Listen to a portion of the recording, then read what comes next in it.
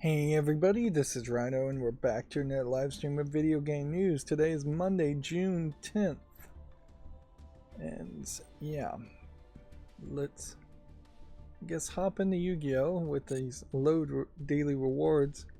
I guess you have until July 24th, so I'll get these even if I don't load in particularly very often, which I'm not really planning on to it. Let's see, Yu-Gi-Oh! Neuron introducing the official support app for Yu-Gi-Oh! Card game. What do they mean by support app? Linking Yu-Gi-Oh! Neuron with the Konami ID will link your Duel Master used for data transfer, allows you to export decks you've created in Duel Masters and save them in Neuron, and even import decks you've created in Neuron into Yu-Gi-Oh! So maybe this is a case that Yu-Gi-Oh! Master Duel is going to get shut down fairly quickly, maybe 3 years, 4 years, 5 years. Most mobile apps last about 3 years, and it's been 2 years already, so it'd be a little early. But maybe this is also just an idea that they recognize that it's too much data to have installed on a cell phone to have Yu-Gi-Oh! Master Duel if you're just not playing Yu-Gi-Oh! Master Duel. So maybe having a separate app that takes less space makes some sense. Also, I imagine this idea of Yu-Gi-Oh! Neuron is going to just synchronize with all future Yu-Gi-Oh! Games, which Capcom or Konami, I think it's Konami, actually has this habit certainly of making Yu-Gi-Oh! Games. In the past, Yu-Gi-Oh! Games weren't online, so you couldn't just update them with new cards, so it made a lot of sense there. Nowadays, Master Duel really should be the one and only card game if you're going to play proper Yu-Gi-Oh! Now, if you're going to bring out other kinds of variants of Yu-Gi-Oh! Like Duel Links, or if Yu-Gi-Oh! Rush is going to get a digital game, then it would make sense to have a Neuron support app. It is also been kind of a hassle to try and save deck information or share decks with friends, or search public decks. All of that really not really doable. You can simulate hands with a 5-card draw to test out your decks. So it definitely seems like it is just a deck building thing. Yeah. And it seems like it would be helpful even for people playing the physical Yu-Gi-Oh! So I'll see if I can install that and check that out. That does seem somewhat intriguing. And yeah, today's going to be less Yu-Gi-Oh! And less fluff and more news, because the Summer Game Fest, which is effectively just E3, and unfortunately the price to run a trailer at the Summer Game Fest seems to be quickly paralleling the price to show up and show off at E3 back when E3 existed. And then there was also the Microsoft event that has announced a whole bunch of information, so there's just a lot to talk about today. In non-YouTube video game news, I've had a nightmare scenario. I don't know if I talked about any of this on Friday, or if any of this even was happening on Friday. I'm a little ragged from it all, frankly. Nightmare scenario where a laundry washing machine broke. Got some people trying to be helpful, and they brought not one but 2 used hand-me-down washing machines, neither of which have worked. And so I have now finally installed what looks like one that's working, that's new but scratch and dent, but fine, whatever. Or almost new. It's not really new. the rust marks around the holes definitely don't make it seem new.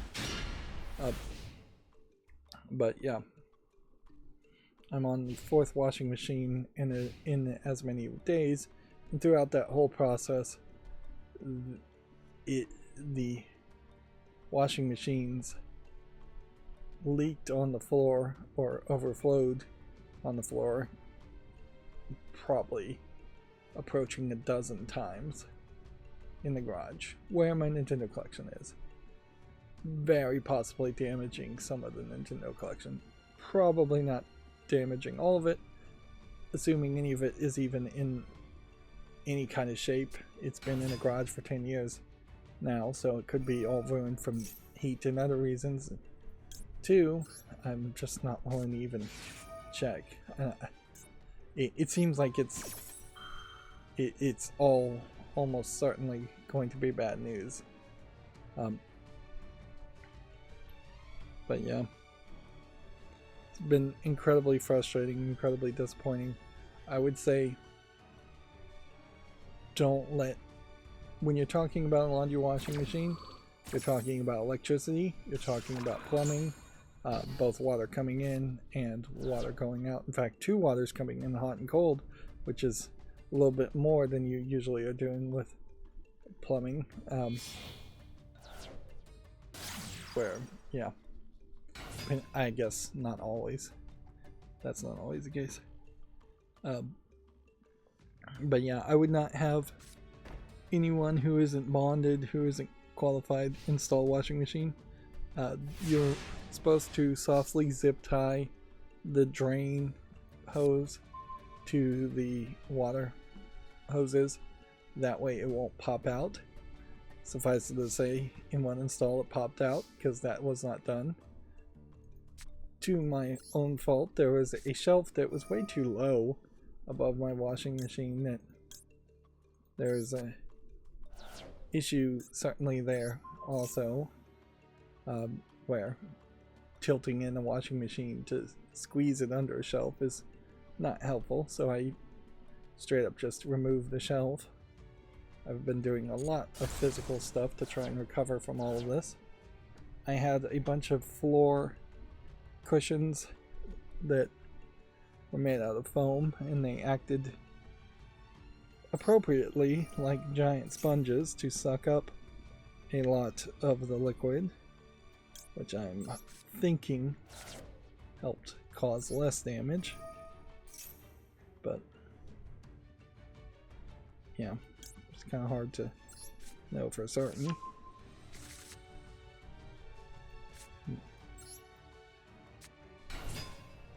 So yeah, it's just been a nightmare scenario that just has gotten worse and worse for the past couple days, and I hope is now finally no longer an issue.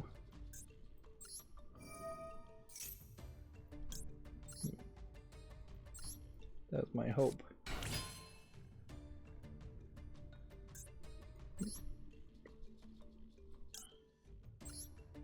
But yeah, that's been a nightmare. It's revealed some lack of precaution that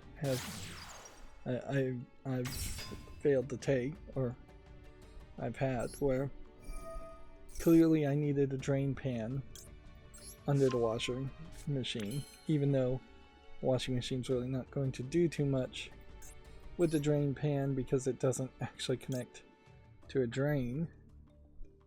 But it's still going to give me a few seconds and try and more localize where water would leak. To fix the fact that it doesn't drain, I'm going to try and put a condensation pump that would usually work in a dehumidifier, and I have just recently gotten a dehumidifier also, which came into helpfulness with all that water leaking, is to just dehumidify the area as much as possible and try and prevent any kind of mold or anything from appearing, which I'm still airing out, running fans, running. I'm not running the dehumidifier anymore, but I was for several days. I got it dried out once, and then the flood happened again. So, yeah. But yeah, it's a condensation pump. Either will go in my dehumidifier to help make it automatically drain, or will go into the drain pan. The danger with the condensation pump and the drain pan is that the drain pan's walls are not particularly high. They may not even be a full inch high, and so water may never get high enough to actually turn the pump on. That's an animation I've never seen before. Negate the effects of all face-up monsters your opponent currently controls until the end of this turn. Also for the rest of this turn, have this card resolves. You take no damage. Well, don't think that's going to help him as much as he'd like it to.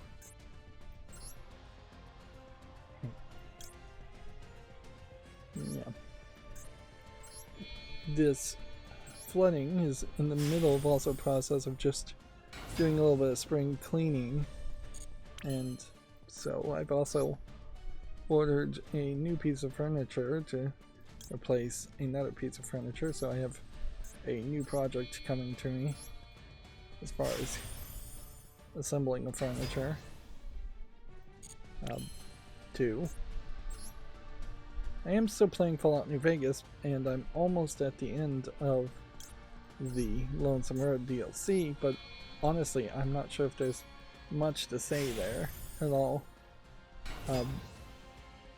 The things I could say is that there's a gun called the shoulder-mounted machine gun, and then there are mods that are for an SMMG, and I did not connect in my mind that SMMG was shoulder-mounted machine gun instead of an SMG, as far as a small machine gun, which is, I assume, what the SMG stands for. There's a challenge to find a lot of items in the Lonesome Road, and I'm pretty much just giving up on that because I'm missing a lot of those items that I should have already found. And so I'm just going to move the story to what I think is the end of the story, and we'll see what happens.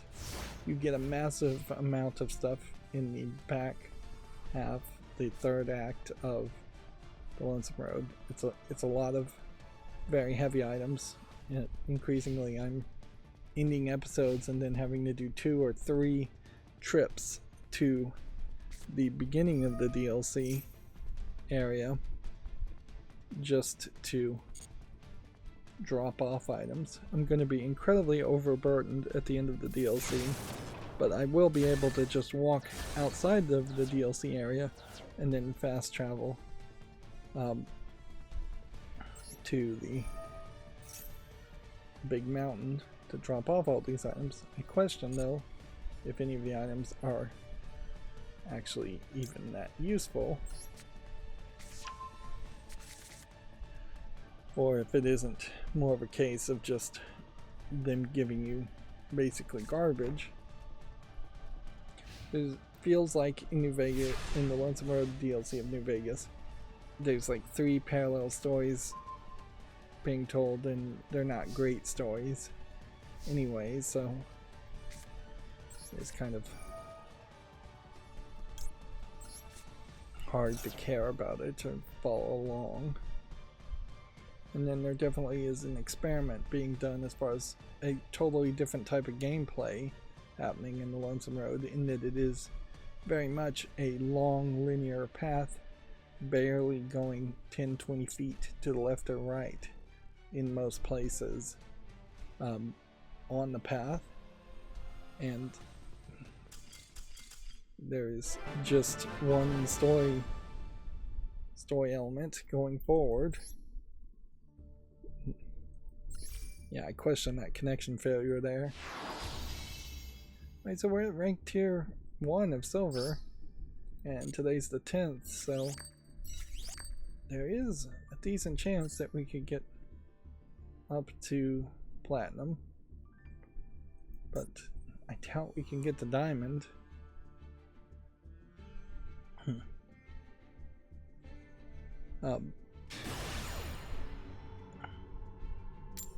But yeah, there's just not. I don't know what you really would do with New Vegas, and I don't know why so many people sing the praises of it. I do think the DLC is probably better ingested as part of the main game. It makes the main game itself a little bit more interesting. I also think you just have to take the Wild Wastelands trait at the beginning, and you probably need to play it at medium difficulty just to have interactive. I think the game is programmed, if you play it on very easy, to effectively just never spawn any enemies around you at all, or almost never. There's lots of areas where there's very little to encounter with, although in the Lonesome Road, even playing on very easy, there are also areas where you are going to get your butt handed to you, and you need to just have a bunch of automatic stim packs to refill your health, otherwise you will die, and there's no way to really adjust for that. No amount of armor is going to help you well enough. No gun is going to do enough damage well enough.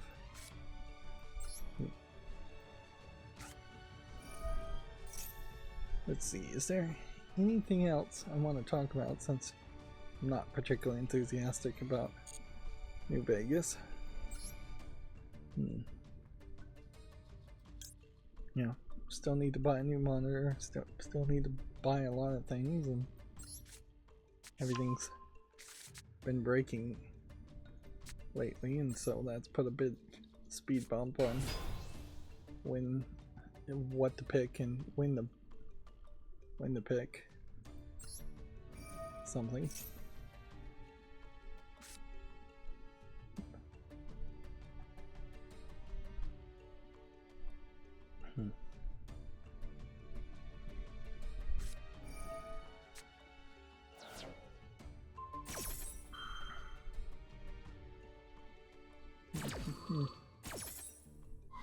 Yeah, and I guess I don't have anything else to say, so let's start to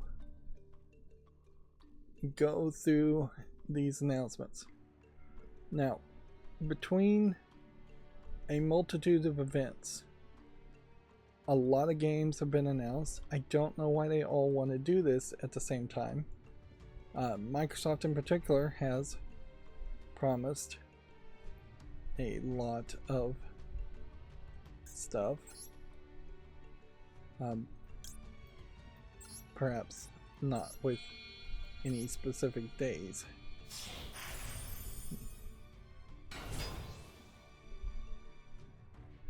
And so that is, it just feels weird to have such a system where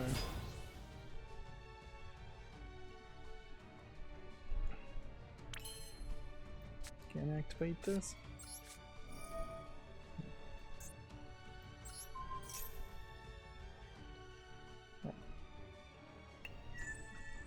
And certainly we're going to have to talk about how some of these other presentations had no chance of being relevant or just announcing anything that people would pay attention to when you have a Summer Games Fest happening and Microsoft event happening and several other events happening, and even just Summer Games Fest and the if it was just Summer Games Fest and the Microsoft event happening, it would still, between those two, be too many games being announced. And so Yeah, we're definitely gonna get just a bunch of announcements that tell us about games, a lot of which we already have seen announcements for, so it's just going to be a secondary announcement, a tease or trailer or something new like that.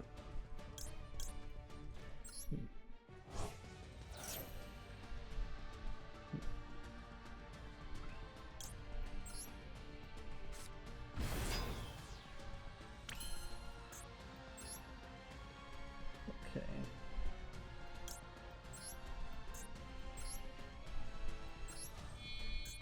Continue playing.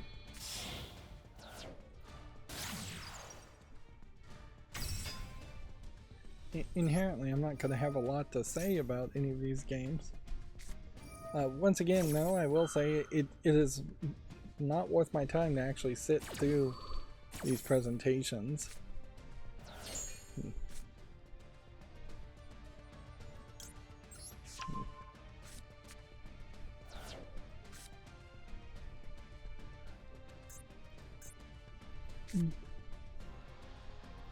Well, that ended me.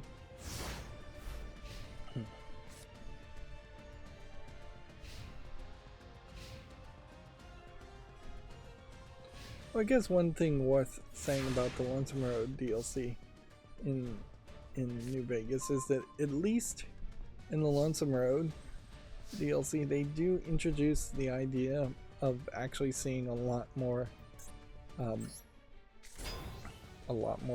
bombs just being set off, where it definitely didn't feel like that you just don't really see a nuke go off at all in New Vegas unless you actively work towards that goal, and it's not a storyline thing.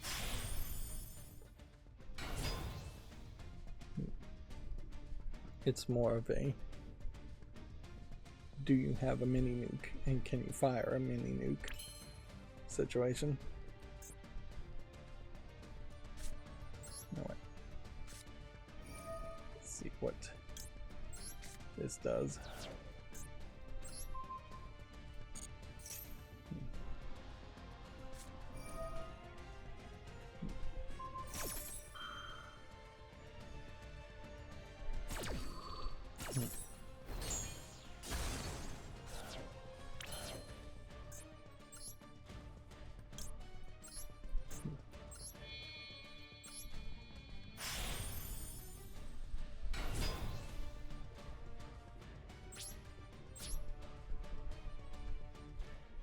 Of course, if he defeats this, don't have anything else to play.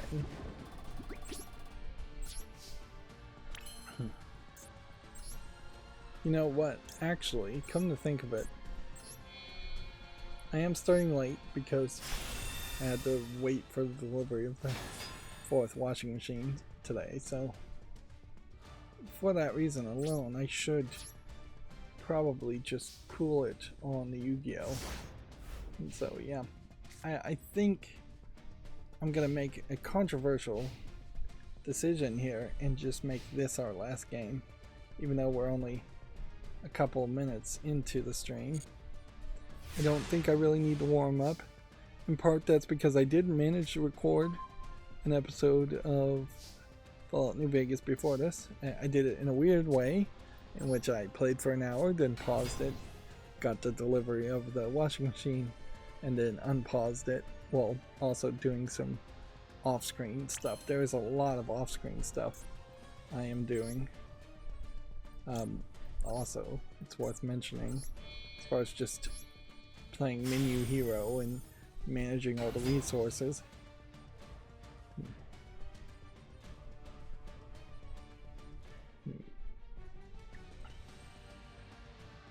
But yeah, I definitely do feel like I've found a way to be slightly more productive, which is a miracle in itself, by pre-recording an episode. And I saw another one of my series just started airing as far as pre-recorded, which I think once again means I need to get some scheduling done. And honestly, I'm gonna run out of anything else I can do other than getting scheduling done because I don't have enough YouTube shorts uploaded to automatically just schedule those.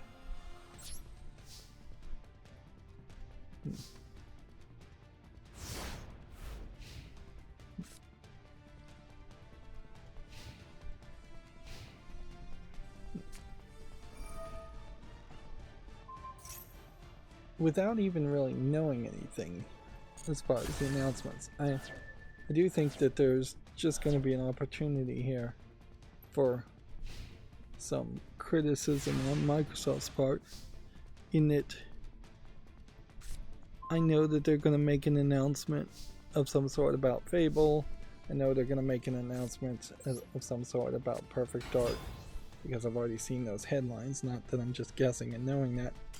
And both of those games are things that have already been announced and then disappeared in what feels like the beginnings of a development hell situation. And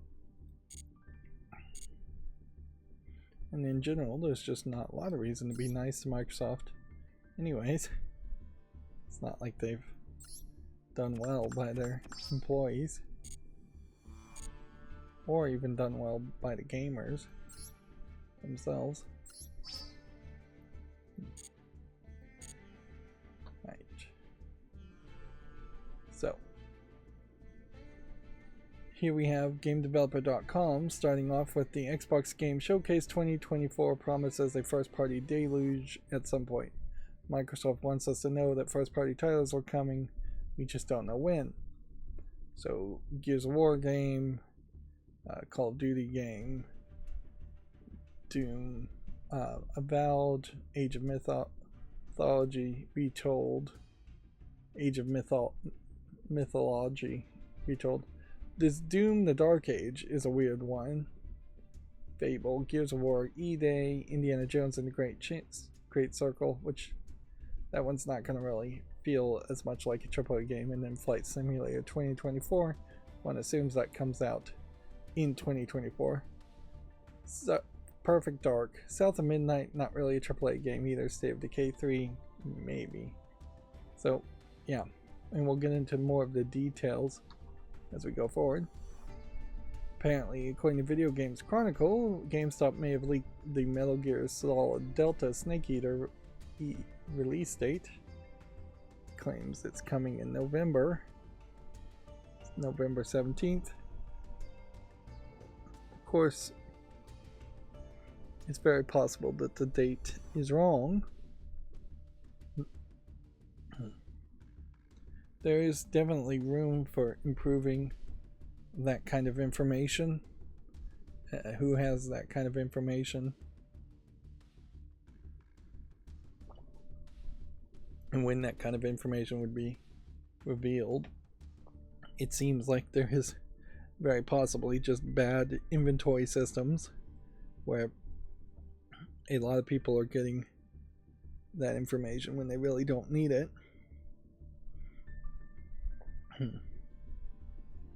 The easiest way to fix that would be to have simply code names in your database. Just code names for products X is going to get 50,000 shipments that need to go to the stores on this date. But yeah, doesn't feel like the databases are secure, and I bet video game companies like GameStop don't really care, and game publishers care, certainly. Avatar Frontiers of Pandora story DLC The Skybreaker launches July 16th. So apparently there already is an Avatar game and it's getting some DLC. I've never really been able to get interested in Avatar. I haven't watched any of it at all. So the quote here is, I think we should have a handheld too, and this is from Video Games Chronicle, from Phil Spencer, Microsoft CEO, drops a major hint that Xbox is working on a portable hardware. Of course, if he's just saying this without having anything to show, then that doesn't imply that it would be out in any reasonable amount of time. Yeah, my guess is you can expect at least a year, probably 2, 3, 4 years. It may be that an Xbox handheld comes out just about the time that a new Xbox comes out, a new generation of Xbox, because they have already announced a digital-only Xbox Series X. But yeah, it doesn't certainly benefit Microsoft much when there are rumors of an Xbox handheld and a Steam Deck is shown as the screenshot. Doesn't matter if it has Game Pass on it or not. This is clearly a Steam Deck. It says Steam right here. And with every news article that does that, Microsoft is falling further and further behind from establishing what their handheld should look like and what their handheld should be compared to. And they are late to the party, certainly.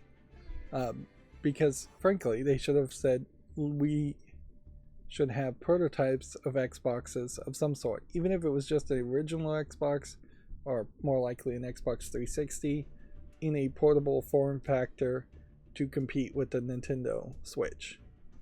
Like, those prototypes should be always in development, even if there's not a lot of plans to have it revealed. I would say Microsoft really doesn't have a good history or a company that's good about hardware. So there's an issue certainly there to consider. It's like, of all their acquisitions, none of those companies really have done hardware. And Microsoft in general's experience with the Surface, while the Surface was beloved, was not very well supported. Meanwhile, Windows is also going through its own troubles of its own creation. So yeah, there's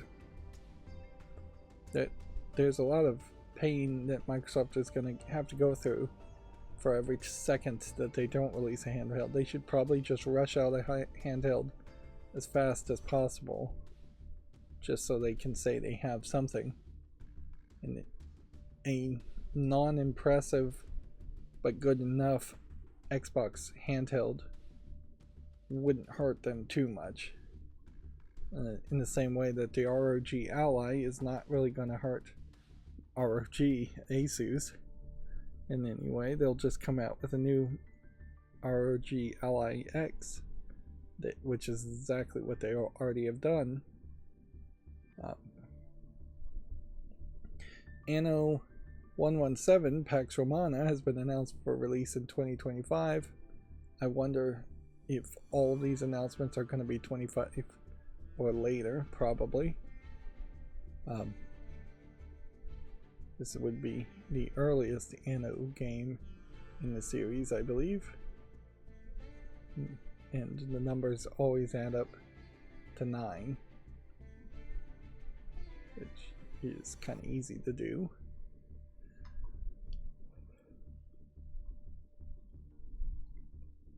Deep Silver says that Dead Island 2 is coming to the Macintosh by the end of 2024. Homeworld 3 is releasing the first of its free content, version 1.1. Ubisoft's Prince of Persia Sands of Time remakes is coming out in 2026, and they have a teaser trailer here. And yeah, I'm gonna start yawning because I'm getting closer to falling asleep more than I'm tired. Is this trailer not going to load? It's a 30-second trailer. Should have loaded by now. Oh, well, let's see if we can hover over and see what's going on.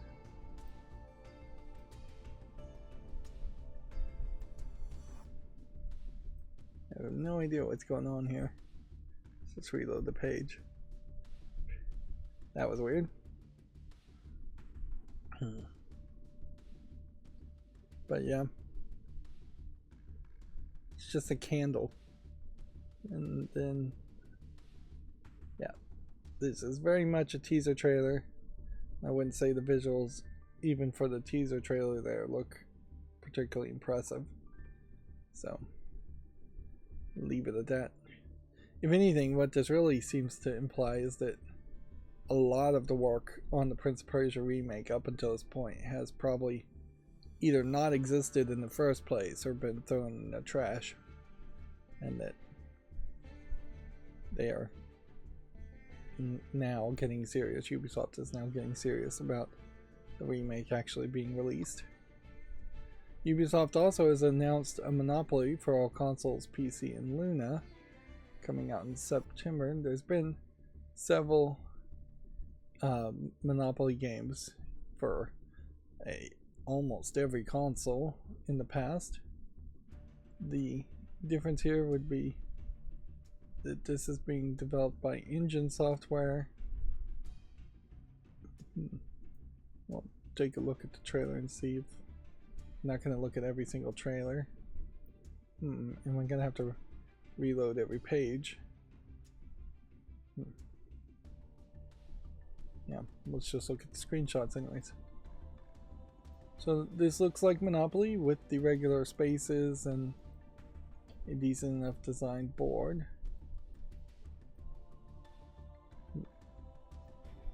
The weirdness around the previous Monopoly games, though, are that they usually are way overpriced and very poorly programmed, when there really is no argument of reason why it should be very poorly programmed. So, does this have the thimble or the cat? It's not going to show one or the other. And if there's just like no variety or variance of Monopoly, then there is a certain point to also ask there, as far as just how much really should you be charging if it is just going to be regular old Monopoly.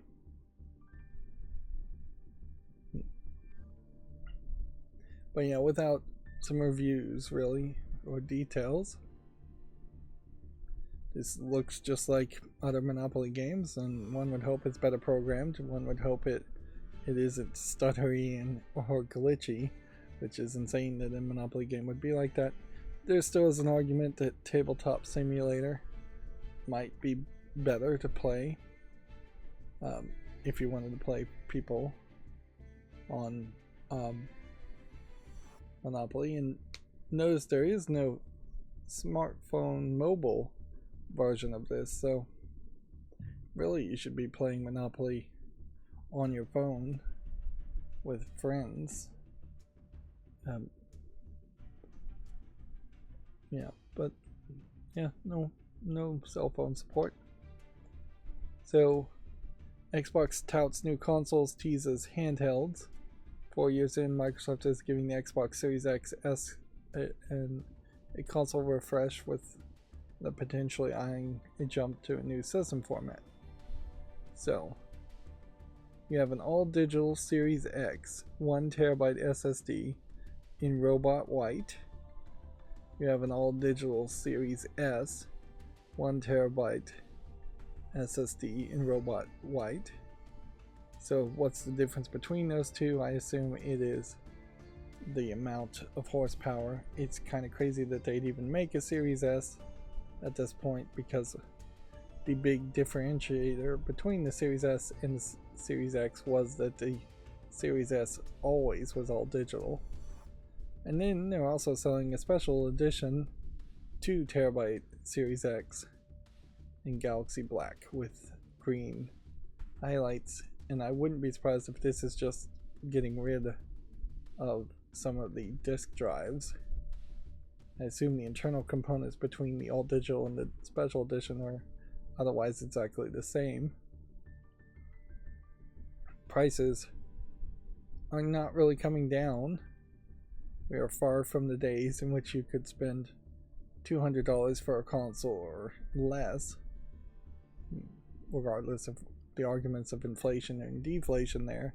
It feels different to say a console costs $200 versus a console starts at $350 and goes up to $600.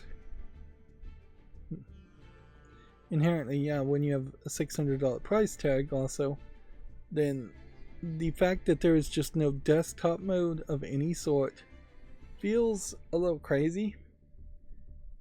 Now that the Steam Deck does have a desktop mode, it would probably be wiser for Microsoft to very quickly get a Windows desktop mode working on the Series X, where you could boot into a desktop mode and have a reasonable experience doing research, typing projects, doing homework.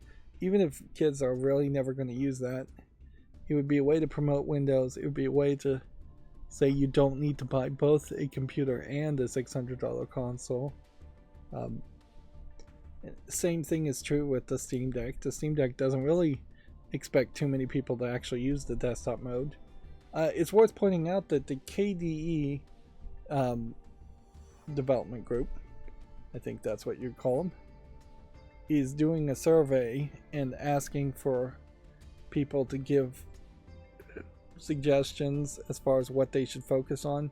KDE makes the graphical user interface of the desktop for desktop mode. They don't inherently make SteamOS, the underlying operating system, which is based on Arch Linux made by Valve, and they don't have anything to do with the gaming mode. But yeah, as far as how the start menu, the desktop, and the general file manager, things like that works, they're looking for people who would give suggestions or be willing to contribute in any way you could contribute. And frankly, it probably is wise for KDE to focus on the potential large amount of influx of new users it could get from Steam Deck at any time. At the very least, it differentiates itself from other Linux builds. It may very well be a case that Phil Spencer is just going to tease handhelds where secretly in the background they actually aren't working on handhelds. I could definitely see some people, some accountants, some managers just going, look, we're not making any profit on selling the consoles. Why would we lose more money on handhelds? Certainly, if they had rushed and made a handheld, then the all digital future would be more acceptable at that point, because yeah, the Steam Deck doesn't have a disk drive. Nobody's going to expect a handheld device to have a disk drive. It has a micro SD slot, but nobody expects that you would buy games pre-burned to micro SD.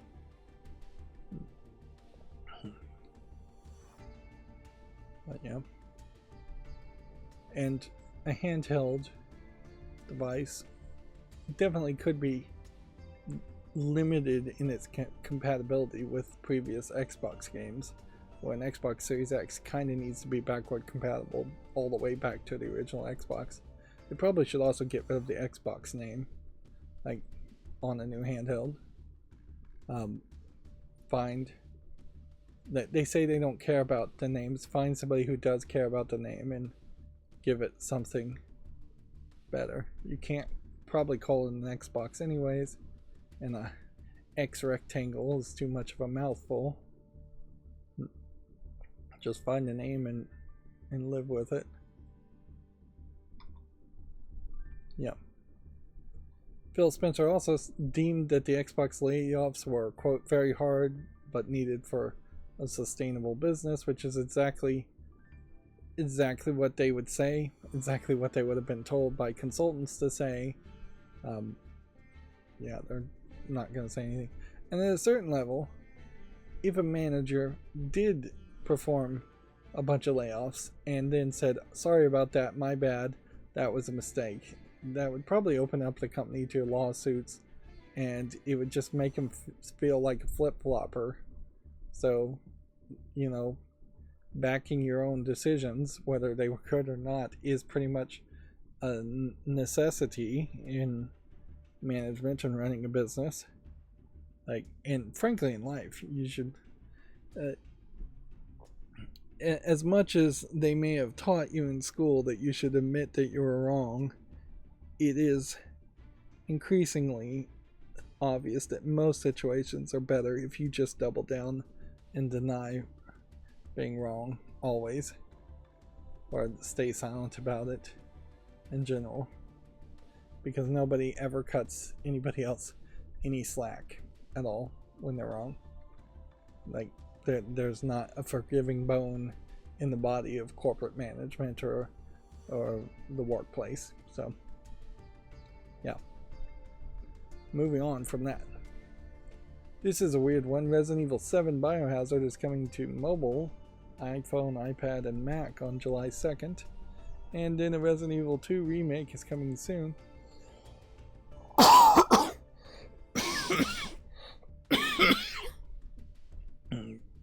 Being in my garage, I kicked up a lot of dust, and that's probably in part what's causing me to cough more today. A lot of lint, a lot of dust. I don't think my dryer is great about actually getting all of the lint out of the house. But yeah, it's a weird one to have a game that was praised for its next generation visuals, as Resident Evil 7 was when it first came out, to now being smoothed down to be playable on a iPhone or iPad or a Macintosh, and still probably good enough. Although, just take a look at what this even looks like as far as your experience. Ignore the background image. For an iPhone, you're going to have a white bezel around a white border, and then actually a black bezel in between. And then you're going to have this cutout of some sort, and then you're going to push your fingers all over the screens in places to actually control it. So it's just not likely going to be a real good experience on tablets or phones. Here's an example of just the layout of where all the buttons would be on the touchscreen. That is quite a lot going on there. Now, if you're just on a Mac, one could assume you can plug in a controller or wirelessly connect a controller to a Mac, and that should work. But yeah, Mac gaming is not particularly anything. In fact, gaming on Linux, which has briefly shot up past gaming on Macintosh in a recent survey from gamingonlinux.com.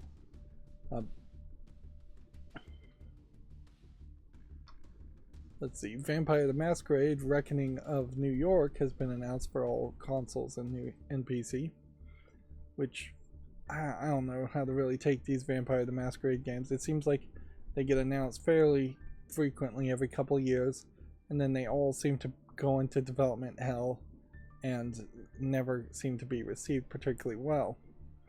You have a different looking type of vampire lady here, in that she looks like a punk outfit with torn up clothes, and listening to a cassette tape. So one would potentially assume she is from the punk era of the 60s, 70s, 80s, 90s. The actual game here seems to look more like a visual novel than anything else. And maybe that will work better than trying to have more of an action event. We can see there's videos coming up, going down. That is certainly another problem, is that I follow the Game Awards, I follow Microsoft, I follow Steam. So between just those three sources on YouTube, they throw out trailers like crazy during the events. Like as soon as it gets announced at the event, the video goes live and it just floods your YouTube channel, your YouTube subscription page when that happens, and it's just overwhelming, frankly. There should just be a better way to do it. They should figure out a better way to do it.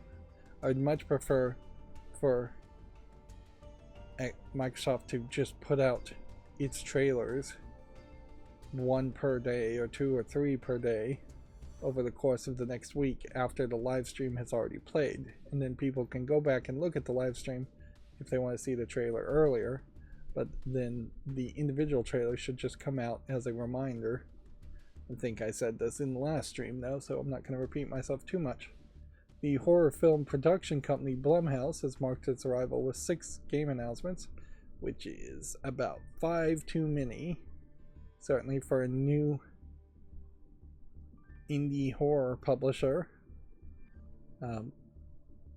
Although I guess inherently, if they are just a publisher, they just funded 6 companies to publish them, which, yeah, maybe there's a thought there. Maybe this is also a hint that Blumhouse has recognized that the Hollywood movie making business is falling apart. So here you have one from Cozy Game Pals, Fear of the Spotlight, Chrysol, Theater of Idols from Vermilia, Grave Seasons from Perfect Garbage, Sleep Awake from Eyes Out, The Simulation from Play Miss Studio, and Project C from Half Mermaid. I suspect none of those companies have ever made a big successful game before, and this definitely feels to me like they are perhaps funding smaller, cheaper budget video games, horror games, things that you might just call that might be dangerously close to horror asset flip games. Now, looking at this trailer though, that did not seem low quality. This one is going to heavily rely on just what story it's telling.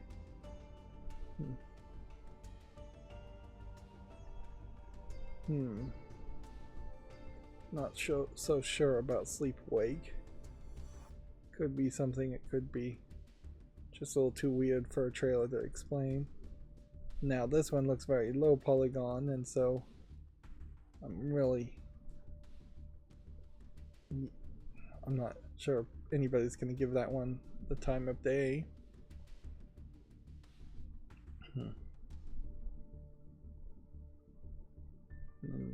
The Simulation looks like it might be a VR game.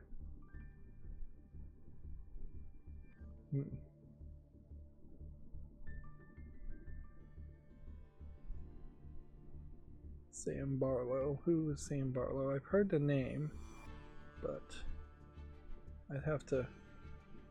Oh, the maker of Her Story and Immorality. Which... yeah, Her Story was good enough, but... yeah, Immorality was perhaps a little too weird. Maybe you will do better in a horror game, though. So yeah, I imagine some of those might be good, some of those might be bad. A lot of them are going to require reviews. Lego Horizon Adventures has also officially been confirmed for the PS5, Switch, and PC. It's going to be released later this year. I also got the big question answered as far as, is TT Games, formerly known as Traveler's Tales, involved in the development of this? And the answer is no. This is a new team making this game. And with that, the argument is that it looks like in the trailer every single item is being crafted out of Lego, whereas TT Games has had this weird stubbornness where a lot of what was in the background, a lot of the unimportant items, and sometimes just the foreground items were not animated out of Lego bricks. So I don't see any reason why this would have been, this is built on the old Lego engine, because that wouldn't make any sense. And it couldn't have been, it could be built on the Unreal Engine, but not the new Star Wars Lego game code. So yeah, this may very well be a Unity game or an Unreal Engine game just from scratch. So then that leaves the weirdest part about this is that it's just a Lego game with kind of a storyline and character that I'm not super enthusiastic about personally, which is this. And it's not like they're really striking when the iron is hot with Horizon.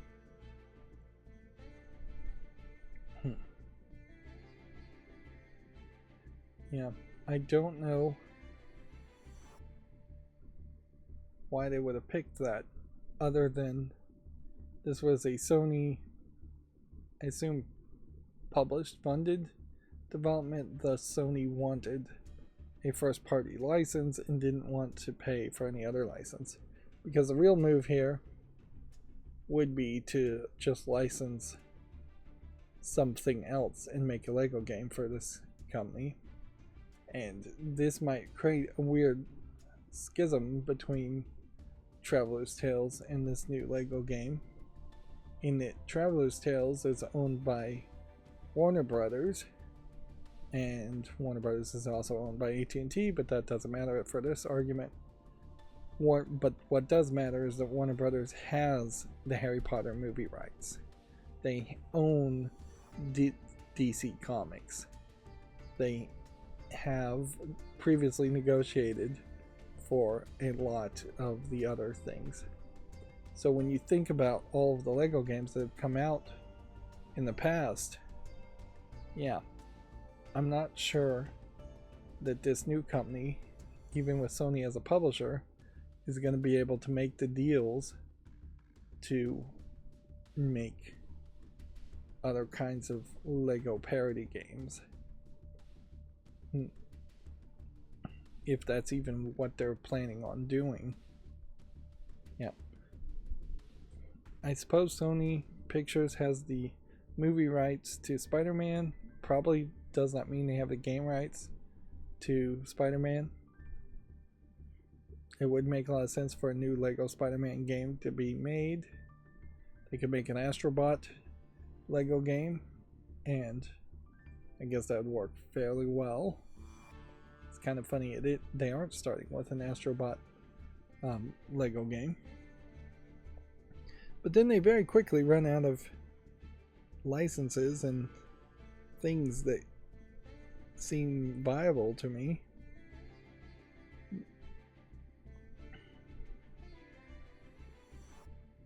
The old Lego games increasingly were getting worse and worse to play, just not getting patched or supported, and they never ran particularly good on PC as much as they ran good on Nintendo consoles, pretty much, or game consoles in general. And weirdly, this definitely feels like this is kid friendly, and so it is selling itself as, we're gonna sell this what is effectively PlayStation character first to kids on the Switch, and also to the few kids that have a PS5, and to PC gamers, of which I imagine that's the smallest audience. Yep. I definitely do think that the next generation of kids are either going to move to the next Nintendo console, the Switch 2, or they've already moved or decided they're going to move to the PlayStation. I think this generation is lost to Microsoft, and it will be a hard sell, certainly, to get them onto a Steam Deck.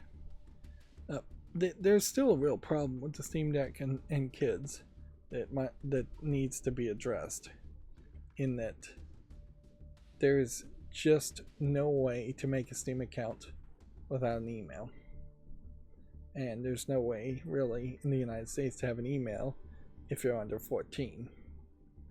So you're losing your audience potentially up to the age of 14 to the Switch, just because people buy a Switch and then don't sign into any account, or the parents sign into an account. And that's something Valve needs to really just address and say, hey, we need a way to make a kids account. No email required. If we're going to identify you, we will identify you by, I don't know, a credit card purchase when you make your first purchase. And yeah, kids really can't have credit cards. You know, I guess kids could probably have little bank cards at less than 14, but I'm not sure. But yeah. It's not like Steam even really emails you, just password recovery stuff. And that can all be done by a cell phone text message. And that's really the future. And as insecure as that might be, is that it should just be, do you have a phone number? Tell me your phone number, we'll text you. Instead of email. I wish there was a better system where you could identify yourself uniquely without using emails or text or any other information. But I don't know how you'd really do that. Anyways, back to video game news.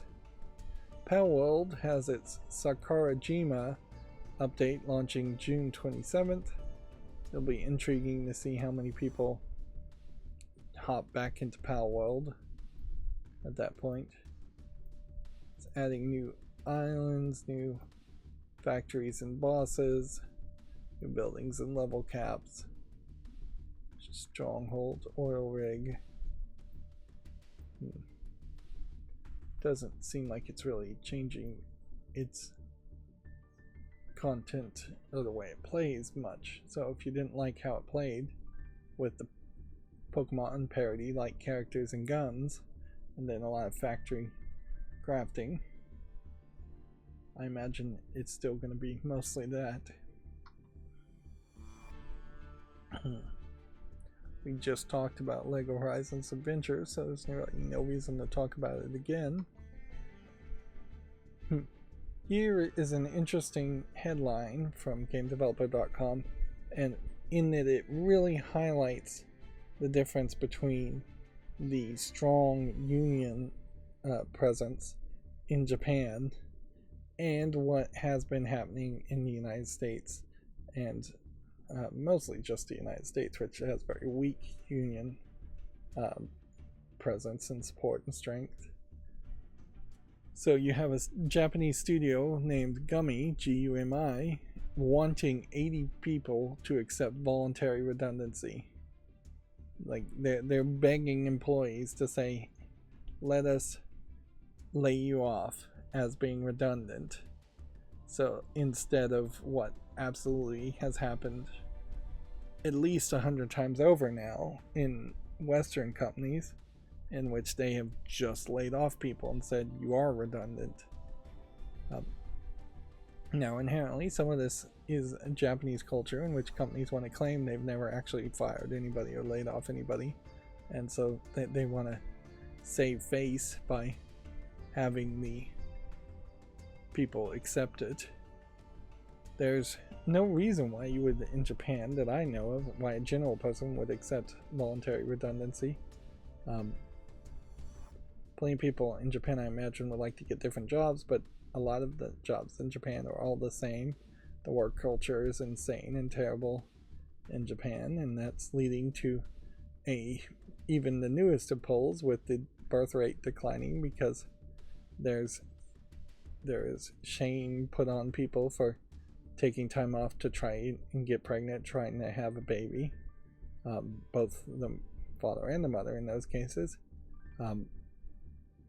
And the cost of living inside of Tokyo in particular is insanely high, and there's no way you can live outside of the Tokyo area in most cases, because all of the jobs are in that one location. It's the equivalent if Manhattan was the only major city in the United States, where everybody had to live in Manhattan and everybody had to work in Manhattan.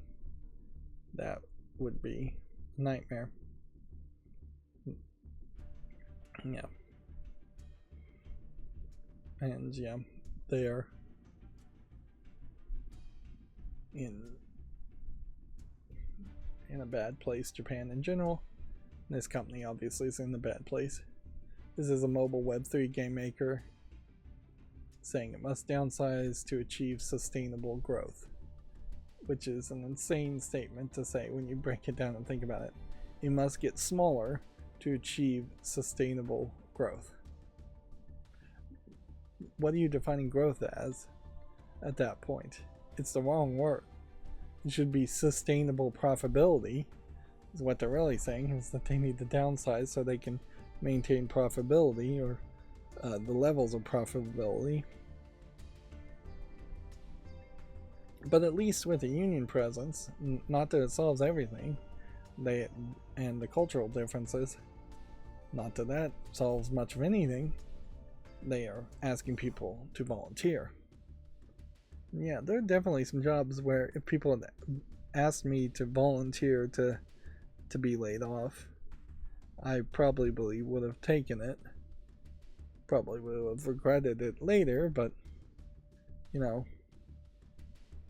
depending on the redundancy packages they offered, you could spend 6 months to a year just looking for a better job. Of course, that also heavily depends on your skill set, your resume, and where you're living, if better jobs even exist. Here, GameDeveloper.com has an article called How Pile Up Poker Survived Cancellation to Become a Puzzmo Hit. This is one of these fake articles that is actually just an advertisement, because I have never heard of this game. Like, this is hardly an example of something like Belairtro, which at least people were talking about Belairtro for a few weeks there. GameDeveloper.com is very weird that they allow, or somewhat seem to encourage, these advertisements hidden as editorials. And that's pretty much all I want to say about that.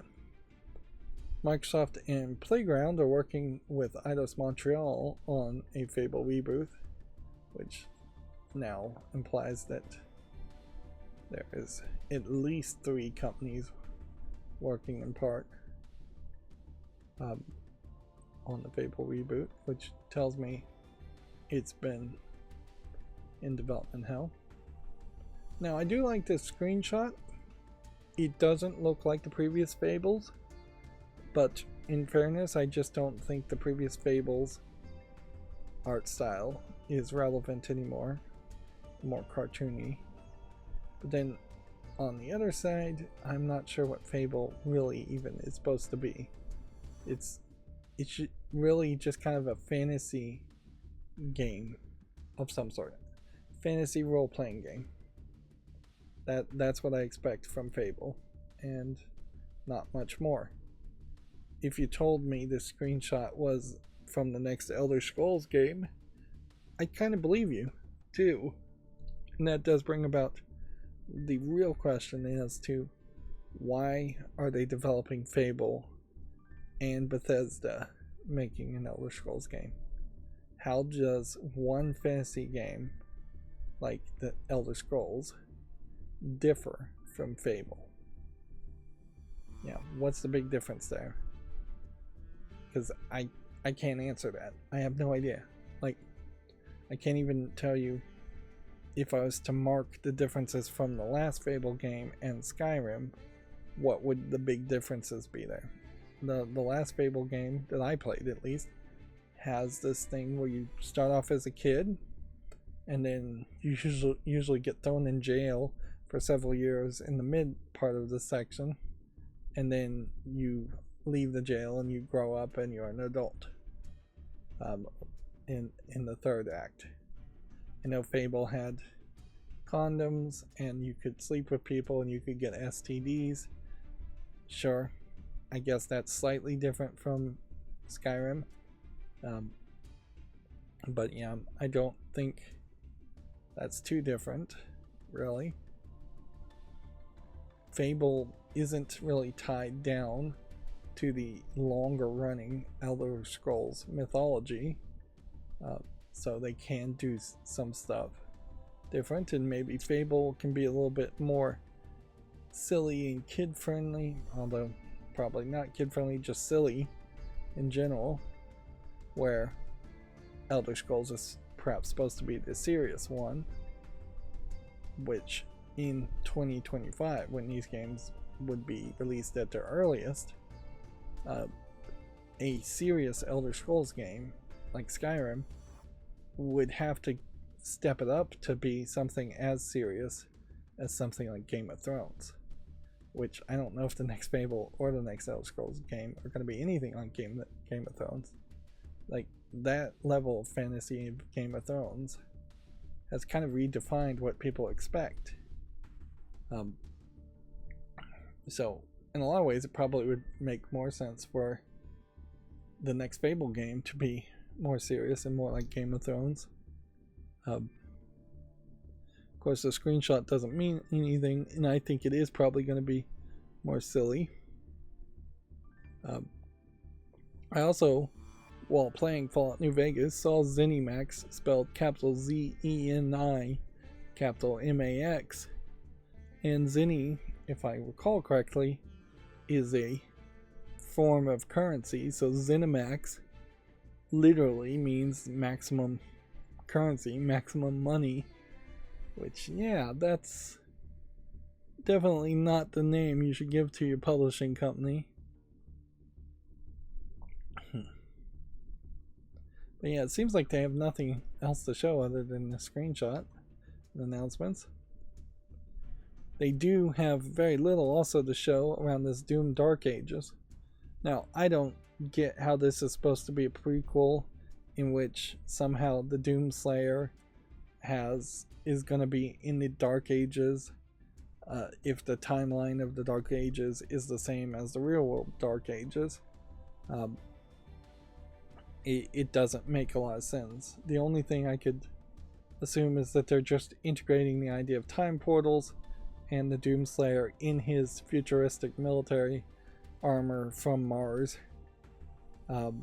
went back in time and is going to be fighting other demons that are half robotic.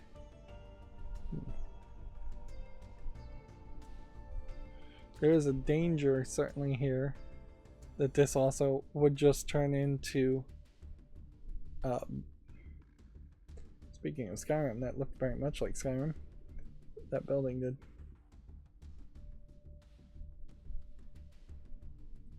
Yeah, I guess there's a danger here that this could be like God of War and that it just starts being something fairly completely different.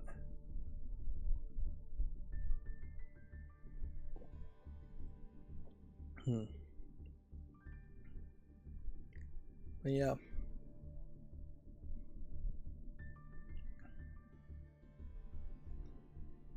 There would have to be this whole forgotten history element that happens where technology and demons with electronics on them existed in the Dark Ages.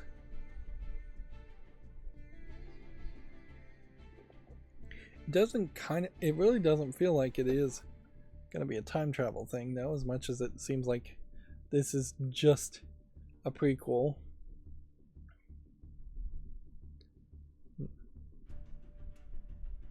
Now, the thing I guess to say here, wow, flying sequences, wasn't expecting that, is perhaps they are just avoiding Doom 3 as a title, which is probably a good move. 3 in general never really sells particularly well, but they also may have just a completely different team working on this Doom Dark Ages, and this may very well just be a side game in the minds of id Software. Did they actually say if it was being made by id Software? I don't think they did. It's coming to the PS5 exclusively, it seems, based on this PlayStation trailer. But yeah, I don't know if this is going to be a case where they're desperate to avoid Doom 3 and reminding people that Doom 3 exists, or if this is a side game, or if this is some soft way in which they can try and reboot the series or open up the door for yet another reboot. It is doing somewhat of what I've said in the past, which is don't have trilogies anymore. They never work nowadays. Have 2 games and then move on to another sequel. I doubt the Doomslayer would always be set in the Dark Ages, because that seems like a dumb location for him to be set in. But whatever. Nobody really cares about the story in Doom, is what I've heard people say, and I tend to agree with them. So, setting, story, doesn't really matter.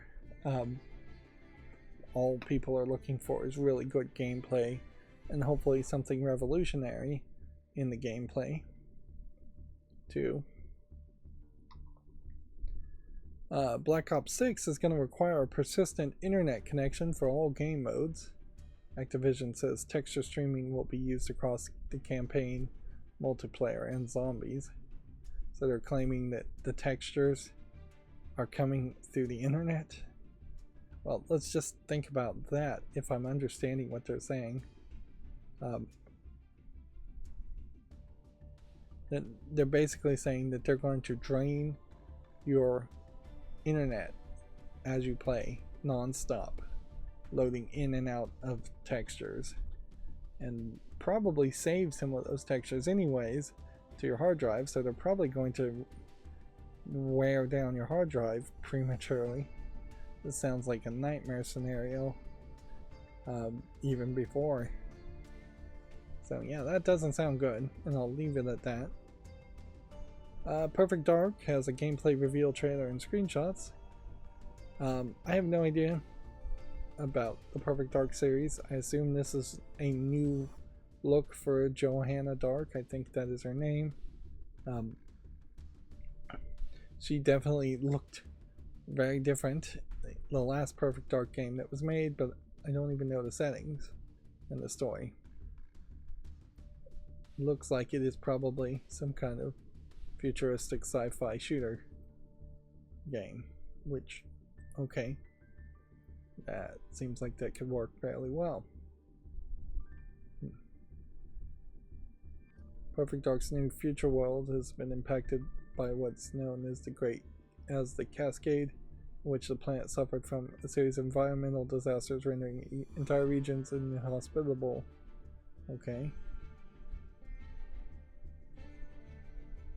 So, several questions and answers being added there. Let's Just see if we can see. This is a 3-minute and 26-second trailer. In-game footage and cinematics here at the bottom, so that means nothing because you won't know which is which.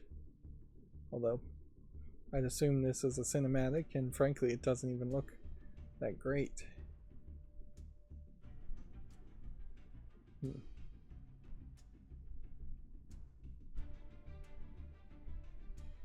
Okay. In a lot of ways, she just looks like a femme shepherd, and this definitely gives off a bit of a Mass Effect vibe, or even cyberpunk vibe.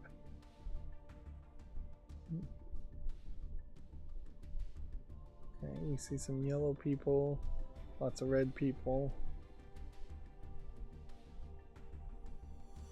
A lot of it feels like this could be part of a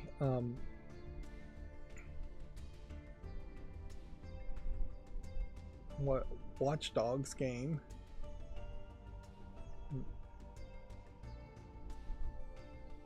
I wouldn't be surprised if a lot of ideas in Watch Dogs could have been in Perfect Dark, had Perfect Dark been remade and released before Watch Dogs 1. So you got some parkouring and some climbing and jumping. I imagine there's a lot more of that than you would expect. There's quite a few what look like skill points, and I don't even know what this really is supposed to be. Several different vision modes. Running and sliding and all of that.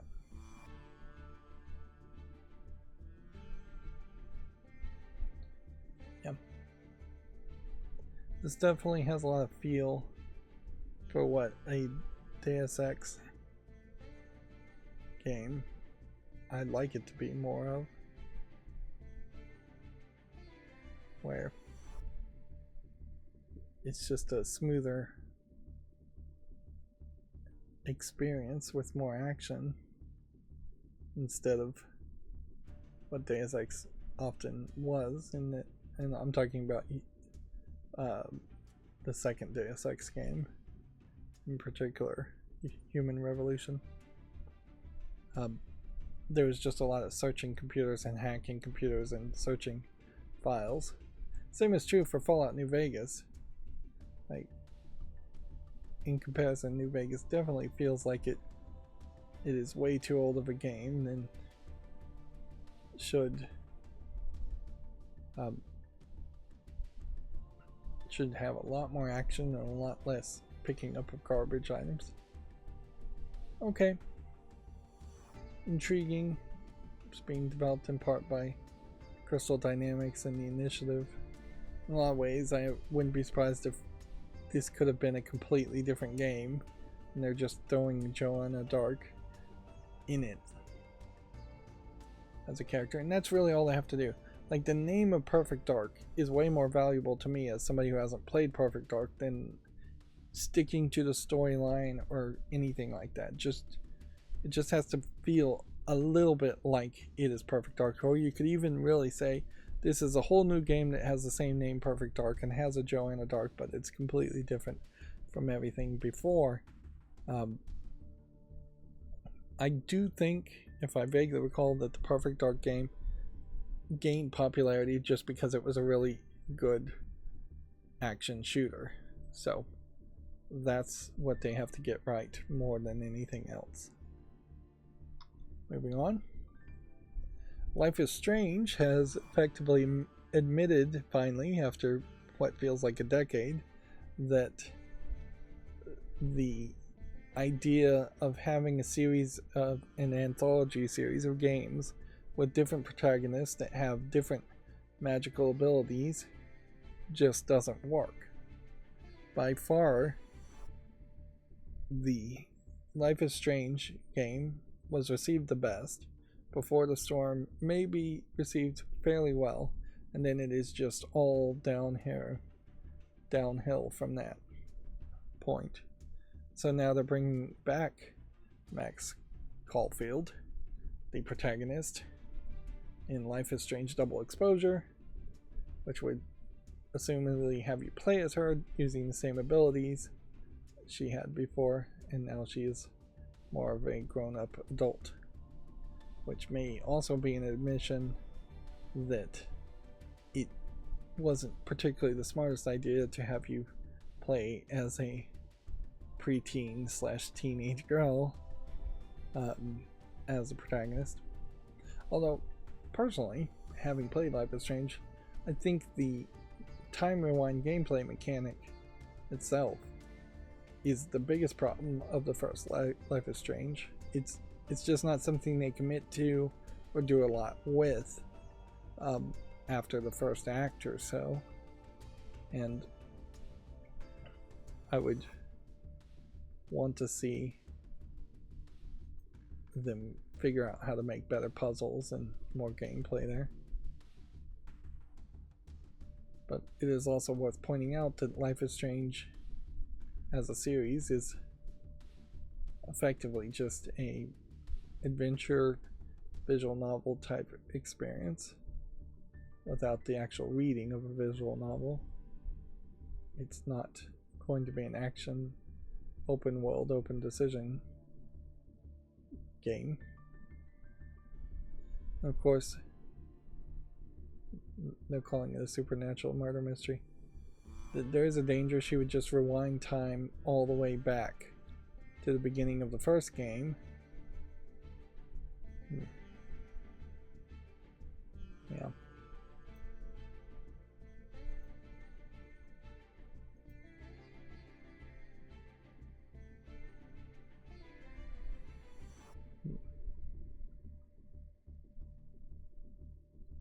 What I find kind of interesting about this is I'm not sure if the previous Life is Strange games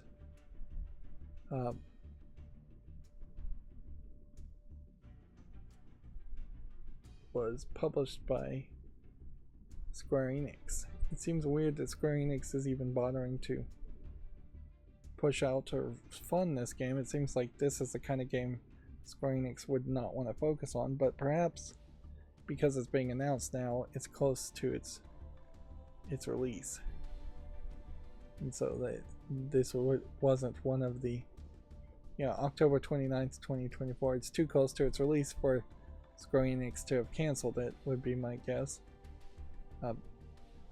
Otherwise, I think Square Enix probably would have just canceled the project and it would have never gotten released. I wouldn't be surprised that if Life is Strange as a series is going to continue to have games, Square Enix will not be involved. Gears of War E-Day was announced for the Xbox Series and PC. Emergence Day, I assume, is what that stands for. No release being announced. It's worth looking at this trailer to find out a couple things as far as just what the visuals look like. If Emergence Day was the first encounter with the Gears of War people fighting monsters, then this might be a prequel, soft reboot. It does seem like we've got our main man, I think his name is Marcus Phoenix, but the last Gears of War game basically had this guy being a second thought in favor of a female character. At least it felt like that in the advertisement. I didn't actually play the game, and I'm not sure how much the story matters too much in these games, but I think it probably matters a little. Otherwise I wouldn't give up the single player story.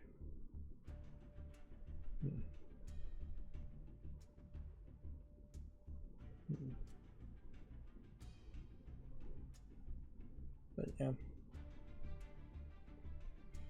I think this is probably a prequel.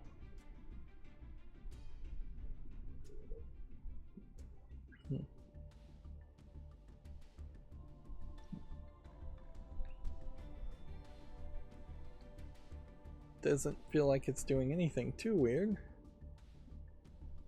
so far. I'd definitely say the Gears of War series is all about masculinity and dude bro type feels to it. So yeah, I think with a long enough running series like that being established that way, it doesn't make a lot of sense to change that. And it's alright for one game to just have a toxic level of testosterone in it. That's probably a problem with a lot of movies too, is that it's alright to just have a toxic level of testosterone in movies, like a Terminator movie and things like that. Just, this is going to be violence, or you know what, Conan the Destroyer is probably even more of that. And we really don't get movies like that anymore. But yeah, by that trailer, I think they are setting the right pace and the right tone for what a new Gears of War game should be. We're not seeing a snow-covered wasteland. We're not seeing a big open world that doesn't need to exist. We're not seeing a female protagonist trying to replace the established protagonist. Yeah. So that looks like, so far so good. And then we had already talked about Xbox announcing the digital-only Xbox Series X, not S. And then a World of Warcraft game called The War Within launches in August. Which this is, I assume it is an expansion for the MMO. But yeah, I guess I just haven't heard of the MMO having any expansions lately. And here, World of Warcraft is yet another fantasy game, but at least I can tell you that the orcs versus human element in Warcraft is at least an establishing thought. So yeah, World of Warcraft is not going to look like or play like Fable or the next Elder Scrolls game or Skyrim or anything like that. If anything, you'd compare World of Warcraft closest to something like EverQuest and other MMOs. But yeah, Elder Scrolls Online, different feel. But if they showed any actual gameplay instead of just cinematic trailers for World of Warcraft, it would be fairly boring looking, because yeah, that game is, no way they're going to have hyper realistic graphics in World of Warcraft. They'd have to start over from scratch, which wouldn't be a terrible thought. Yep. And then the newest DLC was added to Starfield. A creation kit, I guess, has been released for potentially more mods. One of the things that occurred to me is that anything as far as like a 3D model that is made in Starfield can just be the clean, non-destroyed version of the same item in Fallout games. And if you're developing your games so that they can have destruction to them, then all you would really have to do is take, say, a wall and add a percentage of destruction to that wall, so it would start crumbling and it would look perfect in a Fallout game. Or add the destruction to 0, start at 0 in Starfield, which is clean, and at least the trailers I was seeing looks very clean and pristine. And so if they had really succeeded in getting Starfield to work, they could have potentially doubled their output by making 3D models for Starfield, then putting them in the next Fallout game, making 3D models for the next Fallout game, putting them in Starfield. It's not going to help with the Elder Scrolls games, however, which I guess at that point they should probably just hand the Elder Scrolls game over to a new team anyways. But yeah, even that still wouldn't really work because Starfield's just not that interesting and it's not that much difference from Fallout. Starfield, I guess, is the serious science fiction set in space game, where Fallout is the more silly, or should be the more silly, science fiction game set in the post-apocalyptic wasteland. Fallout 76 is adding content, and as much as I hate the idea of games as services in general, I can't help but wonder if Fallout 76 is really more the pace of Bethesda, and that they can just make small updates and continuously add content to a game instead of releasing way too large of an open world game every 10 to 25 years. But yeah, I think that's what I wanted to talk about, so we'll leave it at that. And then I talked about in the past stream, either the last one or the one before, how one of the Summer Game Fest showcases was this women-led game showcases, so games made by companies that were run by women. And yeah, I talked about, I'm not sure if you really are doing the best to have an avatar representing you when you want to be treated professionally and equally and not as just an object of desire.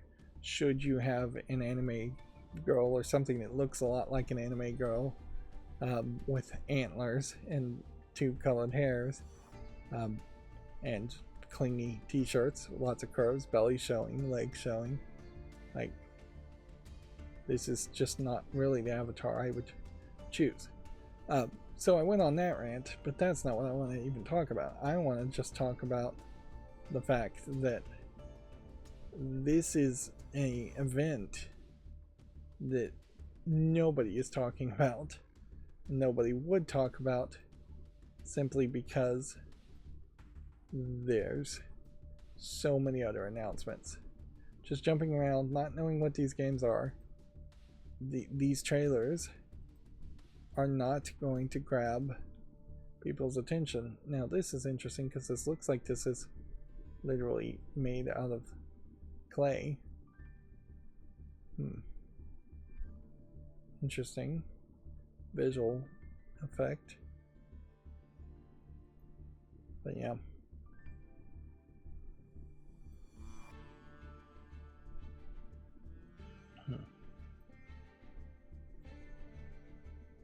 But yeah, these are kind of the great example of the kinds of games that should be celebrated and highlighted outside of the E3 time frame, even though E3 is not happening. Like, nobody's gonna talk about a cozy decorating game when Gears of War is being talked about by everybody else.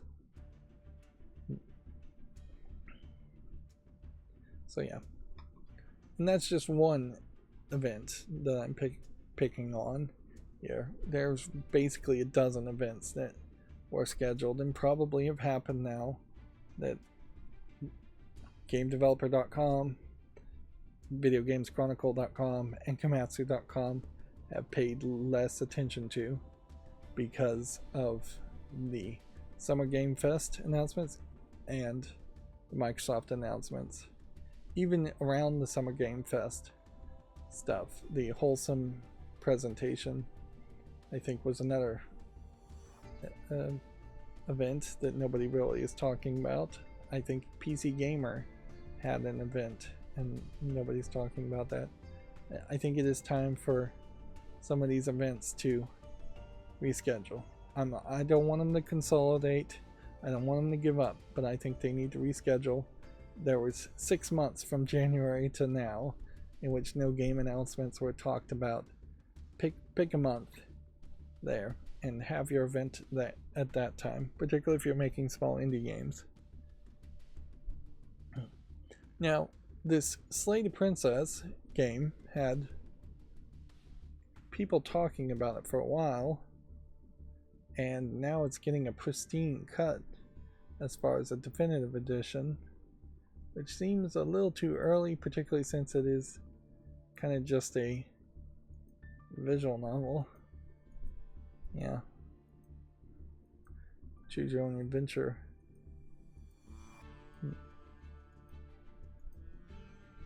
Yeah. Oh. Speaking of visual novels, somewhat. No, not really. Speaking of Princess Maker, was what I was thinking is this game looks a little bit like Princess Maker, and as far as your conversation with the princess may turn her from one character to another personality, mostly ending in bad endings, I would assume. Studio Gainax is an anime studio who made, at one time, Neon Genesis Evangelion and several other very large, very successful anime shows in the 90s, has officially announced that they are going bankrupt. Studio Gainax also had the Princess Maker series, so they probably have sold all of that to another company, and this bankruptcy very possibly is just a way of avoiding paying creditors, as most corporate bankruptcies are. So I imagine the spirit of Studio Gainax may somewhat live on. I doubt Neon Genesis Evangelion will stop getting sold or anything like that, or whatever variant of Neon Genesis they're actually selling now. Probably the movies and not the original TV series from that ADV dubbed. I think it was ADV. I'm not certain about that, come to think of it. But yeah, the Princess Maker game series may suffer from that, or it might be in the hands of others. I'm not following the anime industry very closely, but I suspect a lot of the really talented people at Studio Gainax have long since left for other companies anyways. It's not like Studio Gainax has done anything amazing too recently. But yeah, that slightly video game related in the Princess Maker series and its reboot, which was delayed just a couple days ago, may be further delayed as the bankruptcy goes through. And then I also wanted to point out that the Talos Principle 2 expansion pass, Road to Elysium, has been announced. It's a 3-part expansion due out on June 14th for $20. I wonder if that means this expansion pass will take you back to the locations of the first game, or if it's taking you to new locations. Was the locations in the first game even called Elysium? I feel like the expansion pass for the first Talos Principle was called the Road to Gehenna, which would be roughly equivalent of a Road to Hell. Yeah, I have no idea why none of these are loading.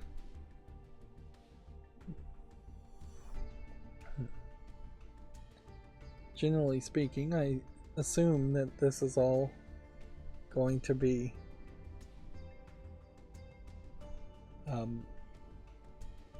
well, this doesn't want to load. I assume it's just all going to be the same old puzzles. It would be intriguing, I guess, if Talos Principle introduced whole new gameplay mechanics. And that's an interesting question. Certainly, should a sequel puzzle game introduce completely different types of puzzles, or just give you more of the same, or expand perhaps a little bit on them?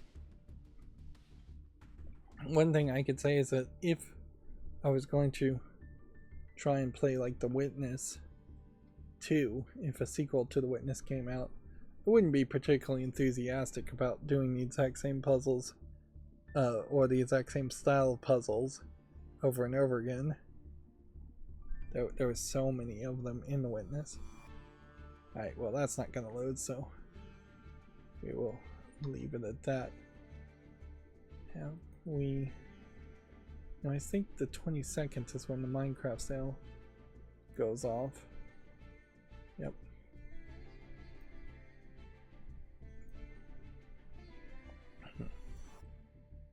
Alright, so let's go through all the new games on Steam, which inherently all these new games that came out right as these announcements happened aren't going to be particularly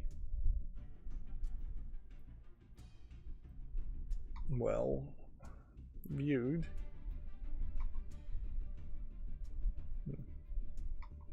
And I assume most game developers and publishers would know that, so I assume there's either going to be just overall fewer games, or they are going to overall be worse quality games. I'm gonna give this one a chance.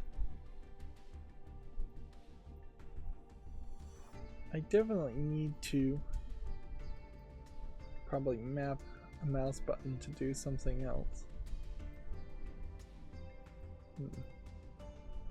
This game Body Cam,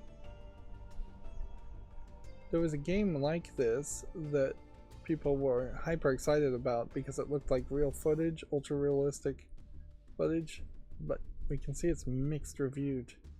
Now let's look at the reviews.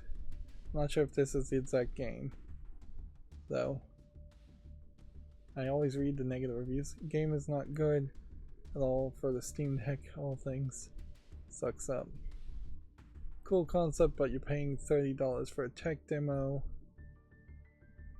It can be pretty fun, but it's way too expensive for what it is currently. It's not enough content to ask this much money. They tried to steal thunder from Unrecord. Game has no content beyond a few maps in rotation. So yeah, there's another game called Unrecord, which noticeably is not being referenced here. You would think they'd be better at that. Right, well. So yeah, I do have a bump on my middle mouse button. I don't know what it does. It doesn't do anything. Okay. So I should program my middle mouse buttons to bump left and right to switch tabs, and then I could do it better. I also have a up button on the side that opens and closes the magnifier. But yeah, the next mouse I get, it's probably time to learn something different with a few more buttons. Why I want to use mouse buttons instead of keyboards is because I don't have the keyboard in front of me. Time is life.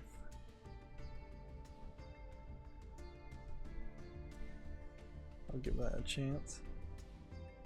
You know what's really funny about this is you would think that the bump would do something. I don't know how I really am going to program it. Imagine what you would do. Is this in English? It says it is. Give it a chance. Either I need to program it directly from the Logitech button mapping app, or maybe there's a way to do it through Firefox, so it would be Firefox specific.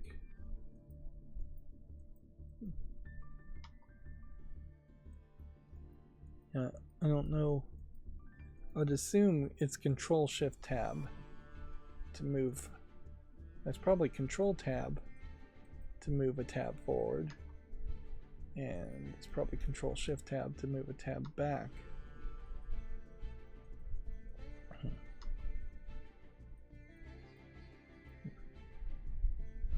This looks interesting.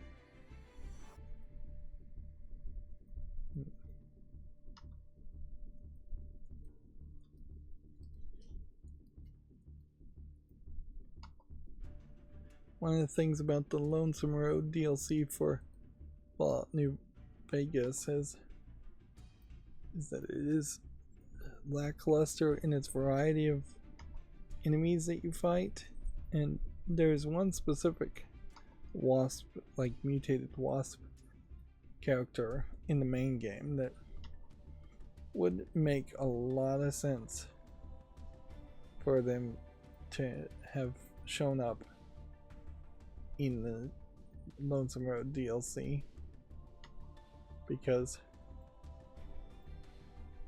they are flying creatures. They would be very good at pathfinding from point A to point B, and there's a lot of verticality in the Lonesome Road DLC. There's a lot of buildings you go up and down from the exterior, so you'll walk in a broken window of a building and then walk out of another broken window of the building, and you won't actually go into the building, and there won't actually be a load sequence. You're just walking on the skeleton of the building. I'll give that a chance, even though I probably shouldn't. So yeah, most of Fallout New Vegas is single floor, or a load screen at an elevator, or a staircase that, well, usually there's even a load screen after you go up and down a staircase.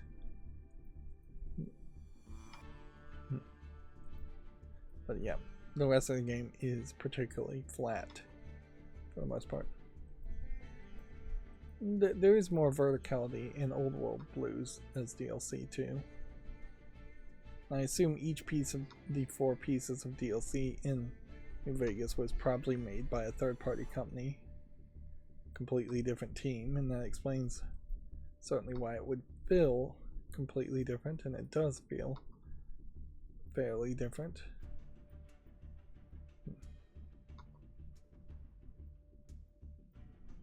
Yeah, I'm pretty much anticipating that we'll get maybe 10 games here that are good enough to even get a YouTube short.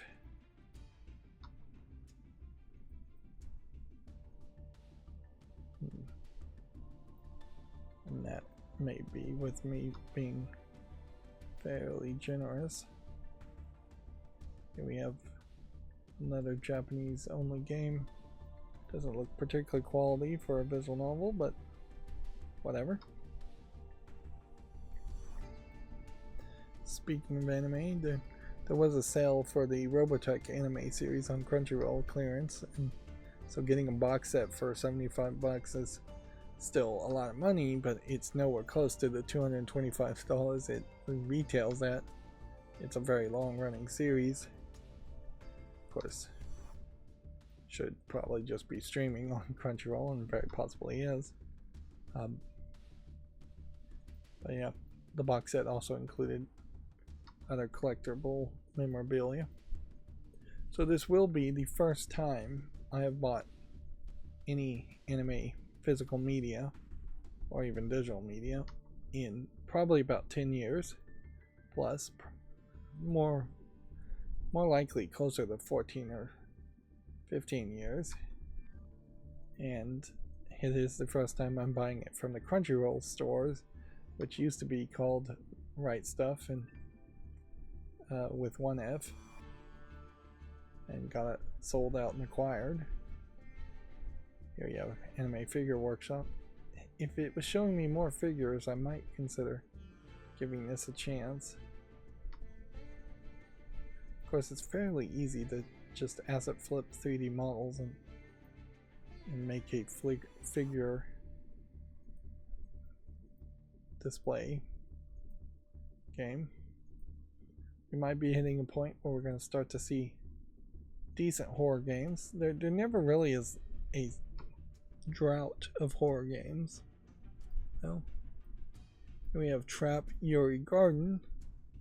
Trap being someone who is, in my definition, it's a cross-dresser intentionally dressing to entrap somebody into a relationship, a gay relationship in this case, Yuri girl on girl relationship.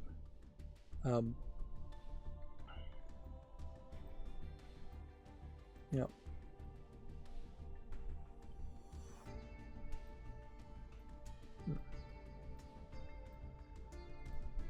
Trap is a very loaded phrase, though, and usually not a phrase used in Yuri. As far as girl on girl, it's usually used in yaoi, guy on guy.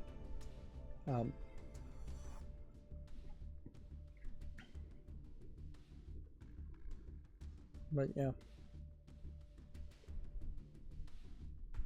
the concept of a trap is dangerous because it can often feed into homophobia. Homophobic people who think that there are gays out there trying to trick straight guys into sleeping with them, which no real homosexual man who is sane would do that, because they know there's a high chance of them getting gay bashed for it, if not killed. Plus, that's certainly not the beginnings of a healthy relationship that could be long term. Yeah, in general, tricking people is not healthy to developing a relationship in any case. And in the Japanese definition of trap, I think a lot of times it is just more, here is someone who is a cute cross-dresser that does it so well that they can be mistaken, not that they are evil or malicious and they're actively trying to trap people or trick people. I'll give this a chance. I probably shouldn't. And then that was that. Alright, well, not too many games. That's definitely what I was suspecting was going to be the case. But it would be nothing. Here we can see this banana game, which seems like it's just become a meme, has made it all the way to the 7th spot in this 24-hour peak. Although there is also an argument that maybe not that many people were really playing all the other games too. If you were taking the weekend off or you focusing in on something else, focusing in on announcements of new games. Fallout 4 is still very high. Yeah, I can't imagine that I would just play Fallout 4 after finishing Fallout New Vegas. That just doesn't make any sense. I need to schedule videos and then think about it. Hades 2 in early access has almost fallen all the way below the 100th spot. Russian Fishing 4 is odd game title. Let's see what the overall trend here is, if my charts are to be believed. Well, seems like Destiny 2 is continuing to fall downward, and Banana is continuing to skyrocket upward. Maybe there's even a meme going on here where they're saying play Banana, don't play Destiny 2. Overall trend wise, it looks like several other games have gone up in the past days. Yep, and I guess I'll just leave it at that, because I really don't have anything else to say. So, as far as the Steam front page, we still don't have a summer sale. I don't think I'm buying anything on the summer sale at this point. Like, too many other real world purchases, maintenance things. The House Flipper franchise sale is one to think about, certainly. Let's look at that. I just said I'm not going to buy anything, but yeah. House Flipper 2 support pack. A game called The Tenants. Is that part of even the House Flipper simulator? Are these all from the same people? I don't think they are. We have Hairdressing Simulator, which is mixed reviewed. Yeah, it takes real skill to even just cut hair, let alone all the other things you can do to style hair. Do it wrong and you will really mess up somebody's hair. Honeycomb the World Beyond. Interesting. So there's a sale here basically based on this, but the entire franchise of House Flipper, Garden Flipper, Luxury Flipper, and HD TV DLC, and then House Flipper 2 is all bundled for just $56.12.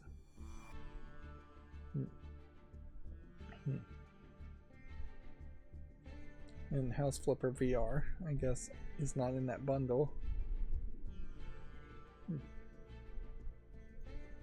So yeah, there might be something to that. It is probably a wise move if a construction company, here we have Alone in the Dark at a pathetically low $40 already. Yeah, a construction company, a decorating company, that there probably should, here's Fable Anniversary, which, yeah, the visuals here of what Fable looked like compared to the screenshot we saw is just a decade plus difference in time. This was in 2014 that a Fable Anniversary was released, which is a anniversary remaster re-release of Fable 1. But yeah, constructing people, decorating people, they should get together and they should just have a free software that they give to people to play around with to decorate their homes. Give them more ideas, make them more understanding of what they want, and then spring the price on them. Kingdom Hearts games. It's gonna be sucky to end up having to buy these games when I know I'm not gonna play them, just because I want to make sure I own them.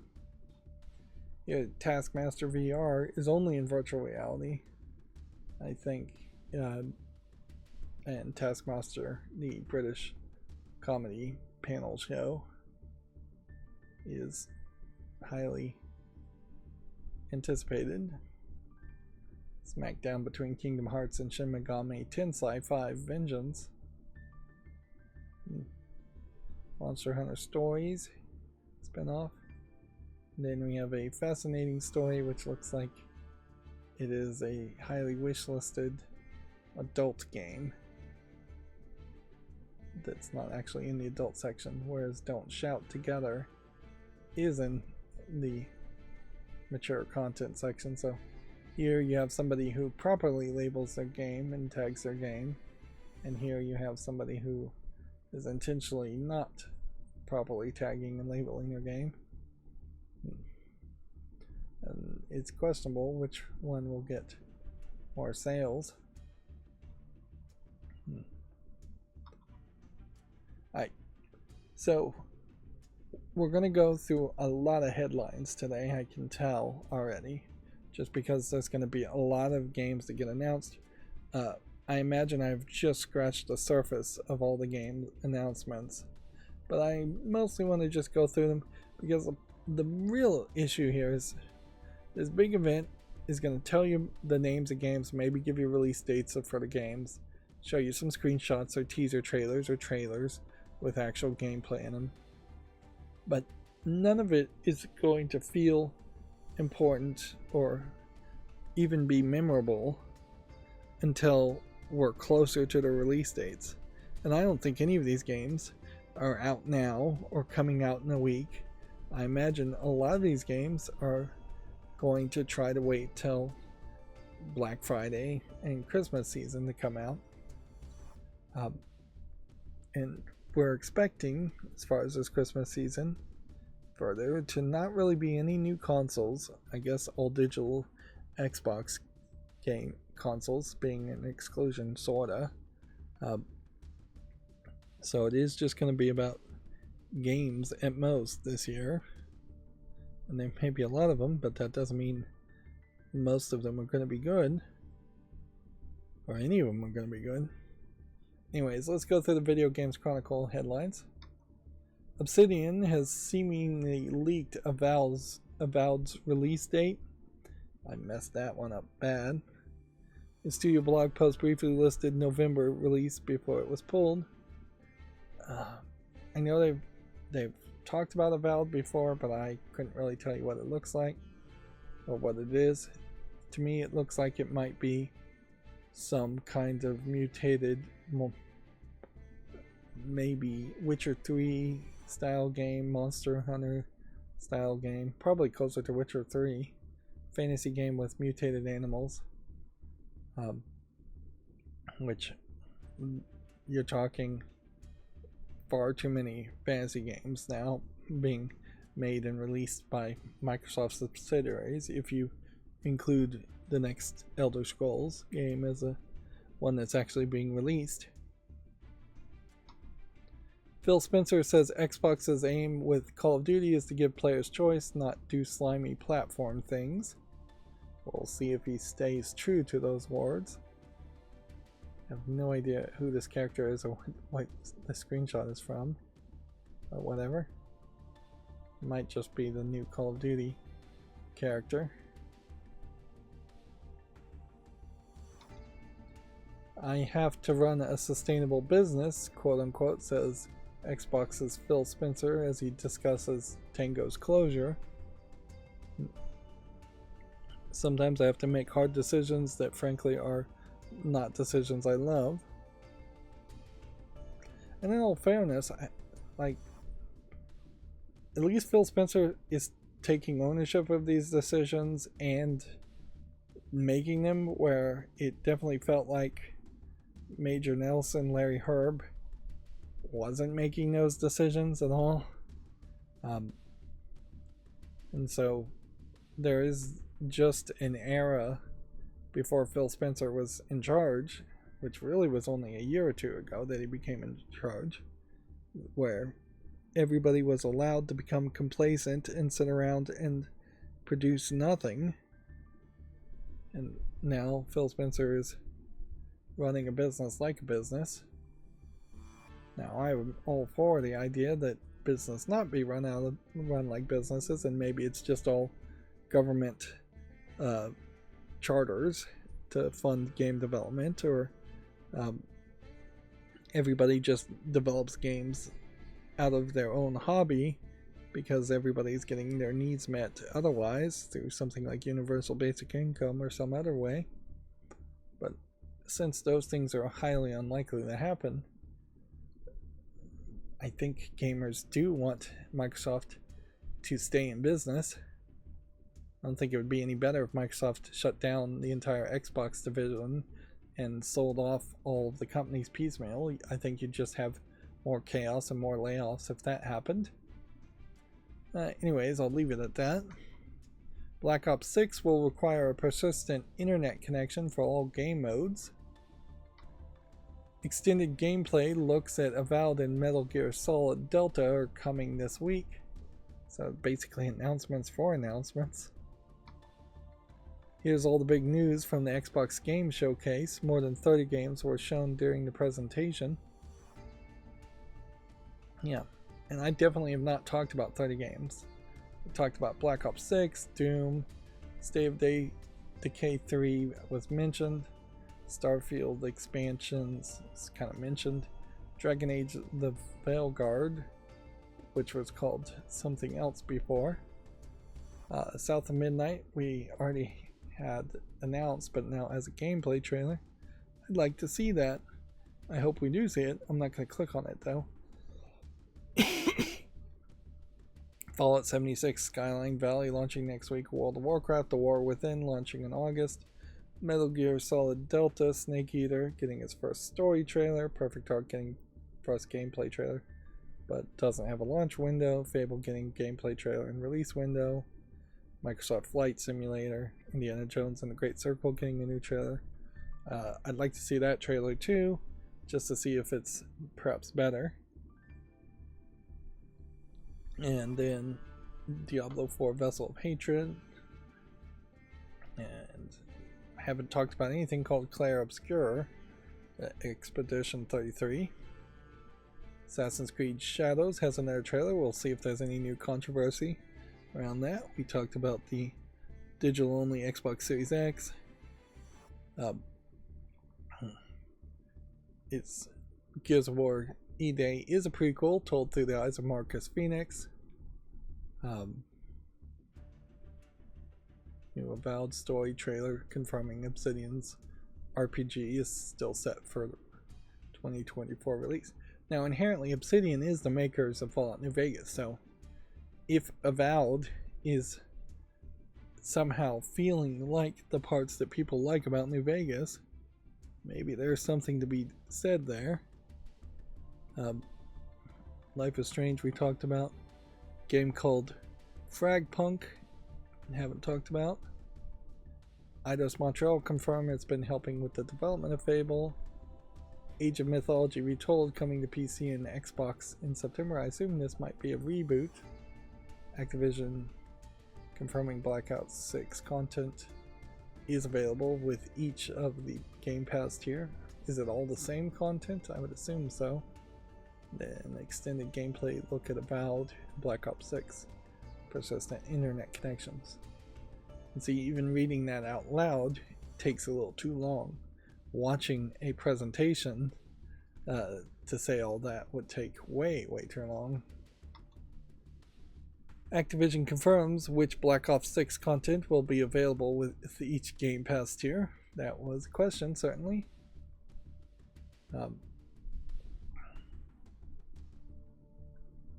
And you know what? I'll just say check out videogameschronicle.com if you care to get the information. I'm not going to play Black Ops 6. I haven't played any of the other Black Ops, so it's not worth my time to even get into the nitty-gritty there.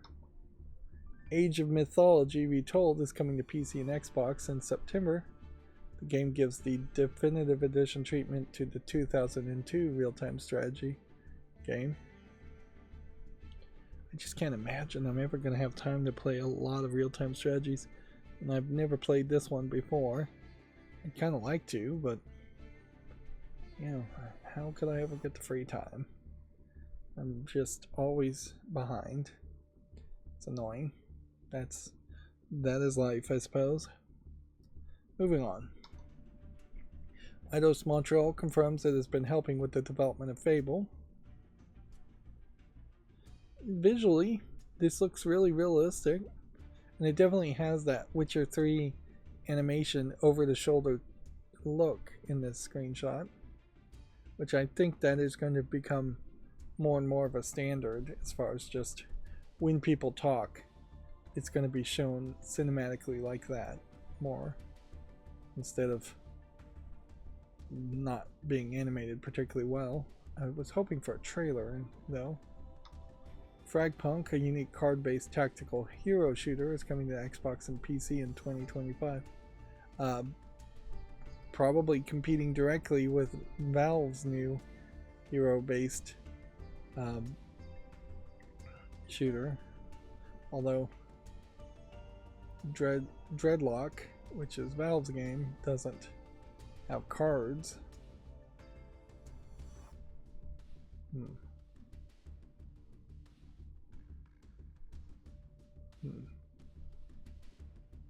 So I just don't know how much of this is really turn-based, card-based. I think it is maybe heavily card based, but it looks like there's actual shooting elements too. It's a weird animation that destroying the cards to activate them. And seeing this like big head mode that really changes my understanding of what this really is. This is supposed to be a silly NBA Jam twist on a tactical hero shooter, is how I would describe it. Not supposed to be serious, not supposed to be really trying to entice real hardcore esports players. It's supposed to be more fun, more free, hopefully less bots, one would hope. Yeah, I see there being room for success in that there's not been a silly tactical hero shooter that I can really reference. Team Fortress 2 maybe would have been the closest one, and Team Fortress 2 is definitely having bot problems right now and people are upset with it. Moving on. Life is Strange Double Exposure sees the return of Max Caulfield. New Avowed story trailer confirms Obsidian's RPG is still set for a 2024 release. Let's see if we can maybe get a better idea of what this game really is.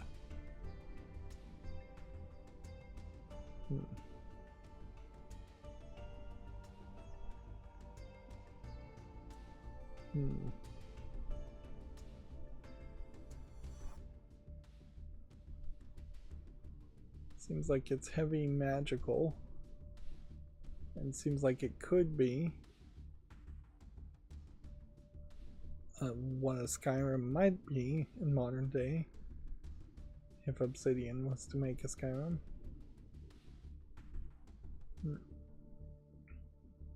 Looks like it has some parkouring and some side choosing and lots of fighting. One of the things that really dates and makes Bethesda games feel old-fashioned and just not very interesting is that the games are not designed to parkour or jump around or even reach heights and find secrets. It's very much a boring, flat situation, and that's when you're not over encumbered. As soon as you're over encumbered, it's even worse. Gears of War E-Day is a prequel told through the eyes of Marcus Phoenix. The game will depict the Locust invasion on Emergence Day.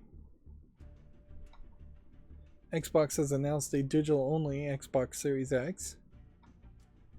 The new Assassin's Creed trailer shows the first look at gameplay. Let's see if we can watch some of this.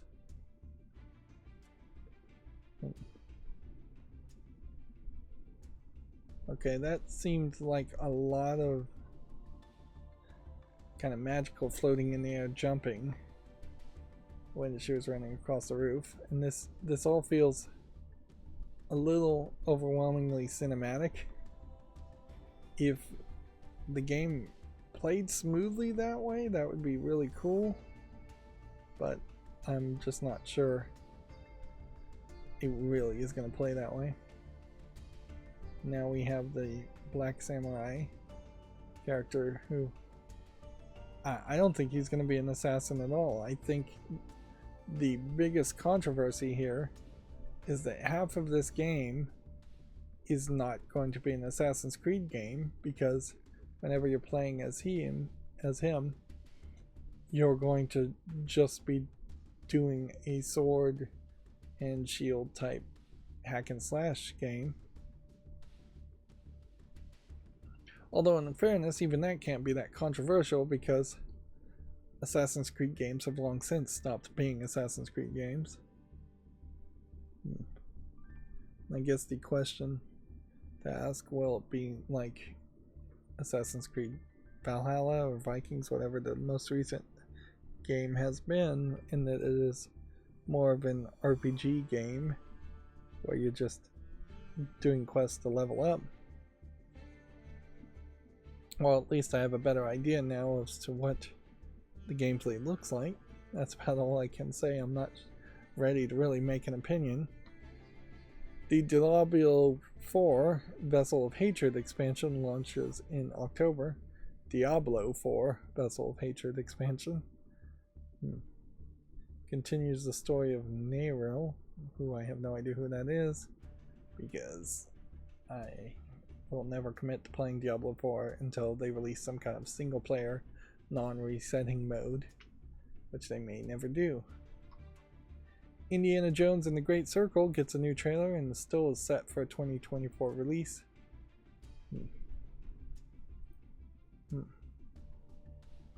Yeah, I just don't know what the plan here is. It seems like there's far too many games to be released in 2024 with the amount of time left.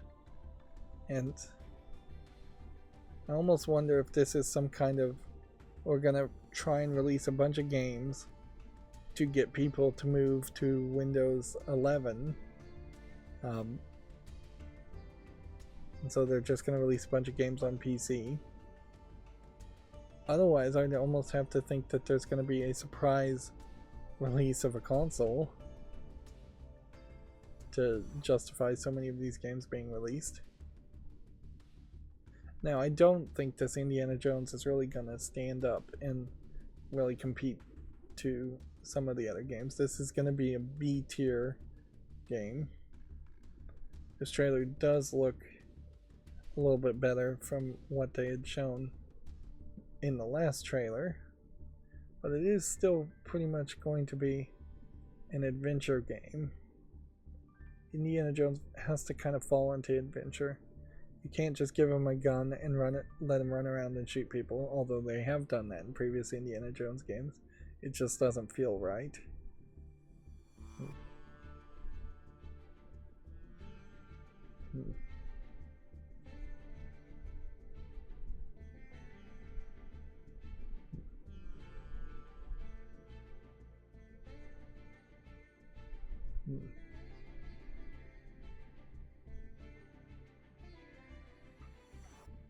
Sitting here too long for this trailer. Definitely feels like it's in part just gonna try and be an attempt at doing an Indiana Jones movie in video game form instead of trying to make Harrison Ford act in yet another Indiana Jones movie.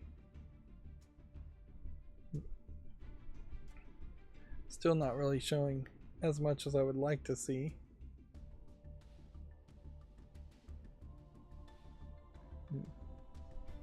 And this isn't really what Harrison Ford looks like today, but it is a pretty good approximation of what he looked like in the original Indiana Jones movies. It's inherently always going to be heavy on nostalgia, though, because Indiana Jones as a character has not grown enough. There should have been more video games, more spin-offs, more cartoons, more things. And I guess it's just way easier to make a character that's reusable like Mario when it's not based on the likeness of a person in the first place and trapped in movies, live action movies alone. Anyways, I need to hurry up. There's still a ton of news stories. Microsoft Flight Simulator 2024 gets a release date. This is a career-focused sequel being released in November 19th. Fable gets a gameplay trailer in a release window. It was originally announced in 2020. It will be released in 2025. And here we finally have a trailer. But I've spent way too much time looking at the trailer. As far as this definitely feels like they took The Witcher 3 and said, hey, let's make a Fable game very much like The Witcher 3. Now, I don't know if you get to choose your main protagonist, or if you are stuck with the female protagonist that they're showing with her appearance and outfits. Wouldn't be much of an RPG game though if you can't customize a few things. And I can't imagine anything in this trailer would really be influenced by Baldur's Gate 3, which is going to be a different experience. There definitely feels like there's an attempt here to have the characters be a little bit more plain looking and not like cinematically ridiculously beautiful. There might be some controversy around the appearance of the female protagonist if that is all you can play as.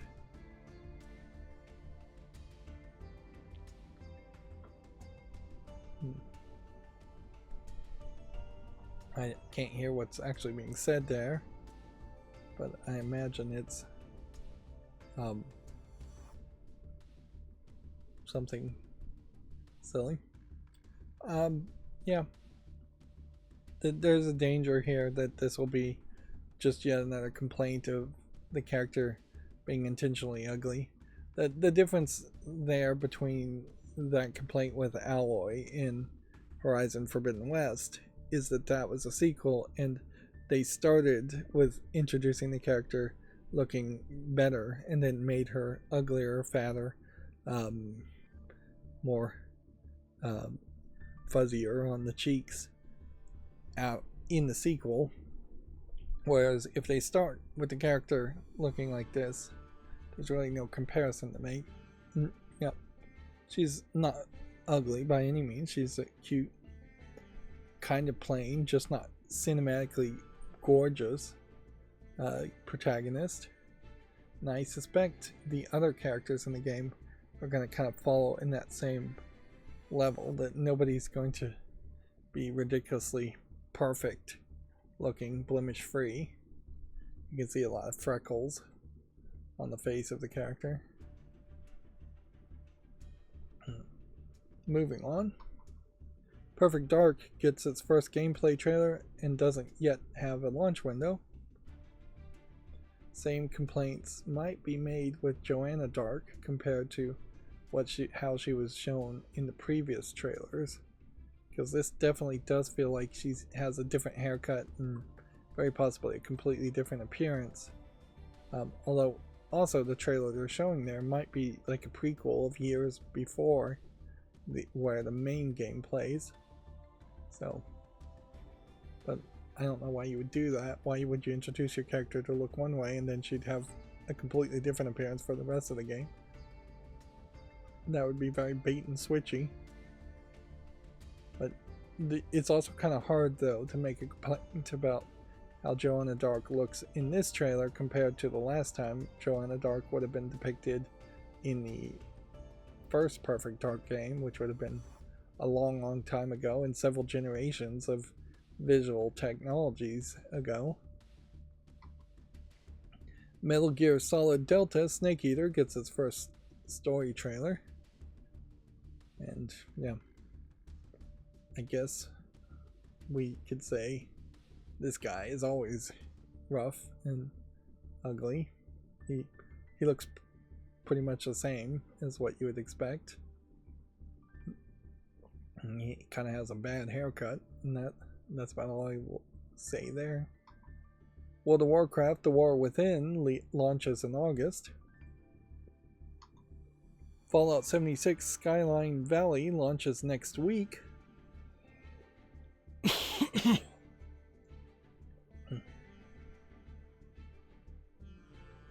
Yeah, in the end, Fallout 76 also released a single player experience, which maybe you can play it single player if you wanted to.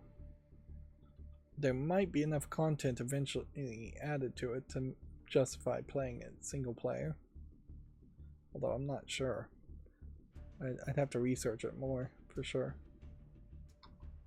South of Midnight gets its first gameplay trailer.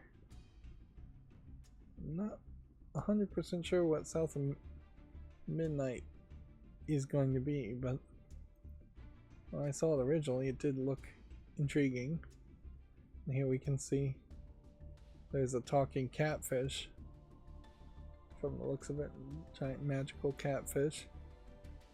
See, I don't know if this is a cinematic that's being shown here, or if this leads into gameplay. It all has a kind of low polygon appearance to it in that cutscene, and then once it jumped into the gameplay, it looks like just any other game.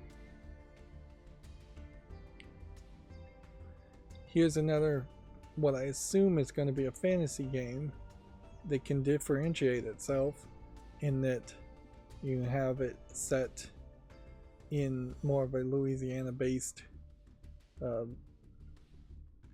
type area, type culture. You have a African American, I assume, lady, like Creole, voodoo, Creole might be the wrong word, voodoo type creatures and magic around it.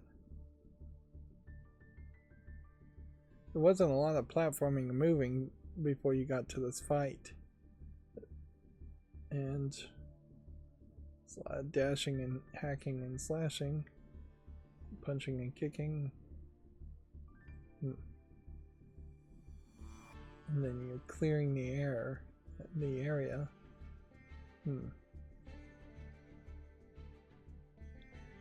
So I wonder if this isn't. It seems like more of a platformer than a Dark Souls game. And what makes a Dark Souls game a Dark Souls game is not something I fully understand, so that's a bad reference for me to use.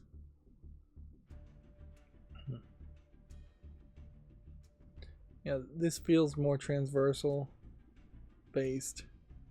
This feels less combat based. Okay. It also feels very fast pitched. Fast paced. I don't know if I really love this animation style though. It feels like that's going to be very jarring whenever you get to that cutscenes. If anything, I would prefer the whole game to have this animation style if that's what you're going to do.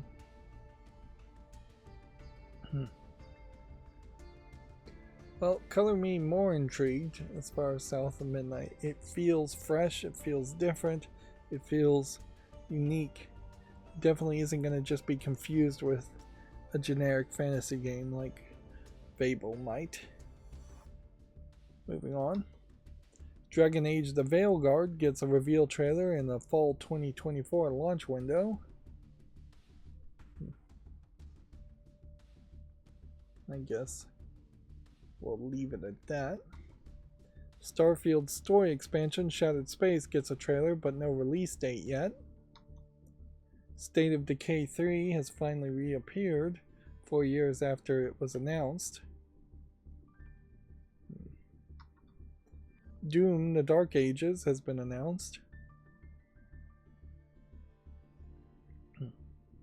Inherently, if you were going to do a prequel called Doom The Dark Ages, I think I would have preferred if you somehow didn't have guns in a Doom game, which is an insane thing to say, and didn't have the iconic green armor. At a certain point, this might be just a reference to the Green Knight. But yeah, I don't know how you have a Doom Slayer character that wouldn't have guns and wouldn't have metallic modern armor. What you probably would do is just put him in regular, more medieval armor and then give him some kind of magical gun-like objects that just weren't shooting bullets. That's what I would have thought originally to do, and that just wouldn't feel like Doom at that point. So my next thought would be to send the Doom guy from the future through a time portal to the Dark Ages. which would make a lot more sense to me. But I also just don't know why the demons have technology. It's almost like they're implying that all technology, computer technology and guns and things came from the demons and were harvested from their corpses by humanity after the fact. That might actually be the whole story. Moving on. Black Ops 6 will launch with 16 new multiplayer maps and 2 new zombies maps. Call of Duty Black Ops 6 October release date, additions, and cross-gen launch has been confirmed. How to watch the Xbox Games Showcase live stream.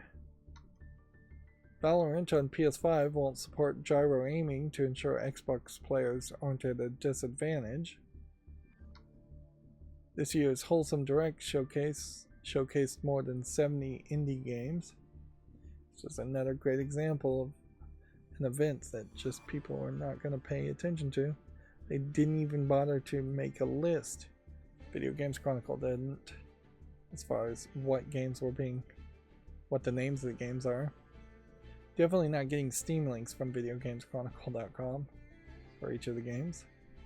Like that, once we get into the Gamatsu articles, I may very well end up just clicking on a whole bunch of Steam links to put things on the follow list.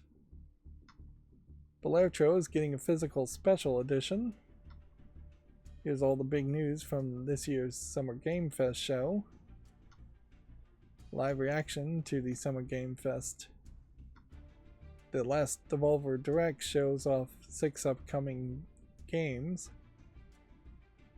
Again, another presentation that I totally paid no attention to. Cult of the Lamb, Unholy Alliance, The Crush House, Tinjutsu, The Tails Principle 2, The Road to Elysium, Angerfoot, Possessors, from Heart Machine. Wasn't Heart Machine the makers of, let me click on this, that, nope, they were the maker of Hyperlight Breaker, I guess. Like, I was thinking Heart Machine was the maker of that cyberpunk Bioshock looking Russian game, that Atomic Heart. Yeah, but I guess not. Yeah, unfortunately Atomic Heart didn't get received as well as I would have liked it to. Skate console playtesting launches this fall. Here's everything announced at the Day of Devs Summer Game Fest 2024 edition.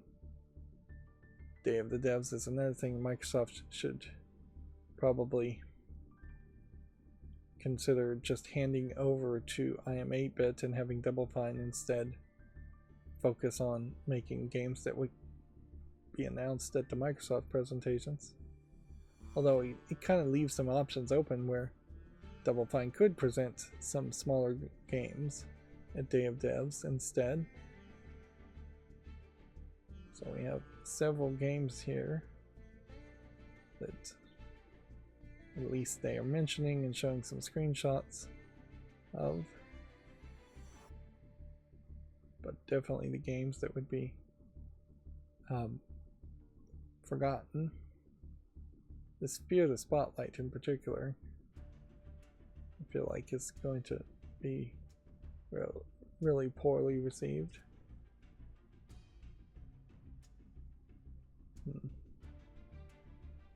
I just don't know what you really take from this. This screen-bound game will definitely get talked about, where you're playing the world in a 2D Game Boy, but the 3D world is behind you, and you just have to look at the screen to see where you're going.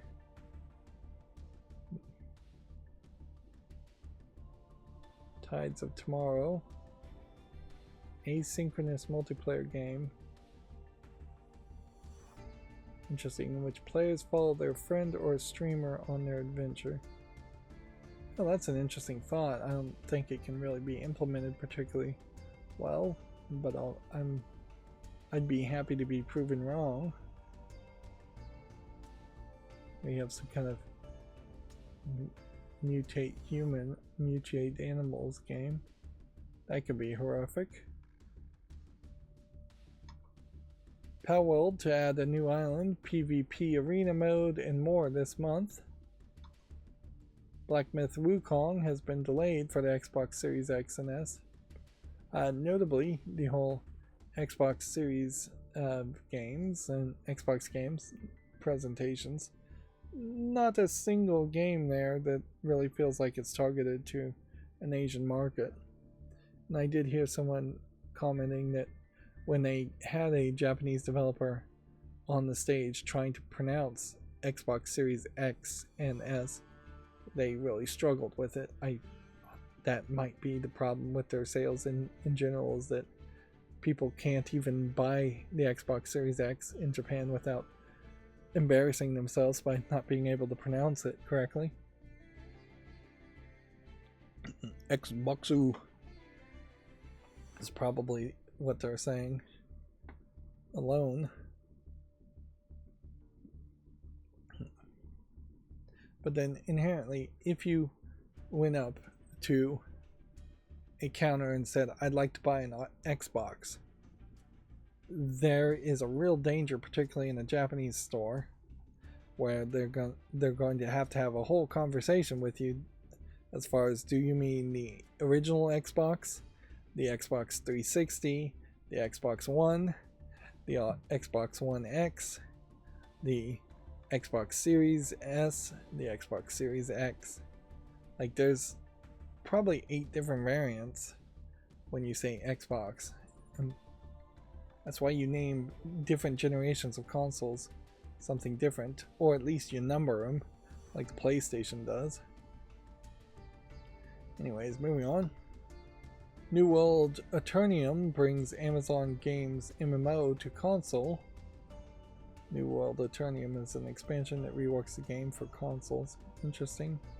I would have assumed it would have made a lot of sense for it to be on consoles to begin with. Don't know what New World is, though.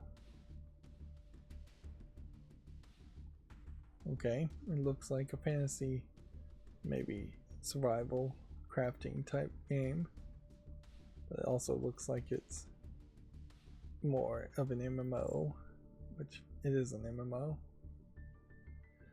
And thus I quickly lost interest. Moving on.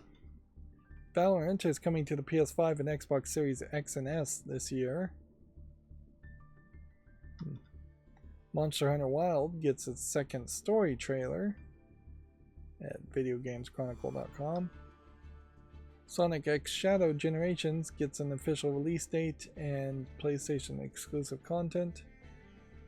It is a modern update of the 2011 Sonic Generations. Let's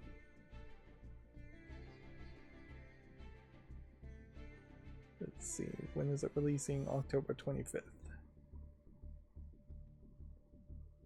Interesting, it's PlayStation exclusives content. Wonder if that is a hint that we're going to start seeing more PlayStation exclusive content coming out for games as they try to, as the new people are in charge of PlayStation. And that's going to bring me to the Gematsu articles. Now, I do see that there aren't that many Gematsu articles, so maybe I'll just luck out and find that Gematsu hasn't written a bunch of articles about all the games that have been announced. And that will hopefully save me some time here. Let's just hope. Empire of Ants launches November 7th. I feel like this was a game that was announced almost a year ago. And yeah. It's going to heavily depend on whether you want to play as an ant. It looks visually interesting, at least. This week's Japanese game releases: Shin Megami Tensei 5 Vengeance, Monster Hunter Stories, and more. Let's see, Construction Simulator 4, Construction Simulator Gold Edition, MotoGP, and Snufflekin Melody of Moomin Valley. Very few digital only games here.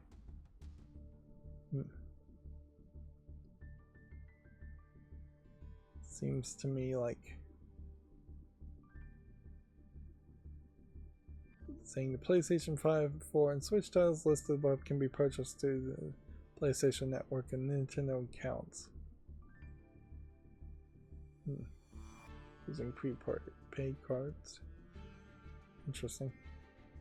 So a slow week for game releases in Japan. Tales of Seikyu launches in early access in early 2025. It's a yokai fantasy farming life simulation game. Okay. It looks different. Certainly. Don't know if I can say anything else about it at the time. A sci-fi co-op shooter called Polaris has been announced for PC. Which, okay. Definitely seems like there's going to be too many co-op shooters all getting released at the same time. And nobody has time to learn the lessons of something like Suicide Squad, and where that was poorly received. Studio Ghibli inspired cozy management game Hotel Galactic has been announced for the PlayStation, Xbox, Switch, and PC. Apparently it was a Kickstarter game.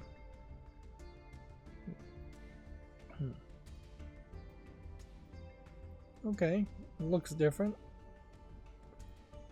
I'm not sure anybody will glom onto it, however.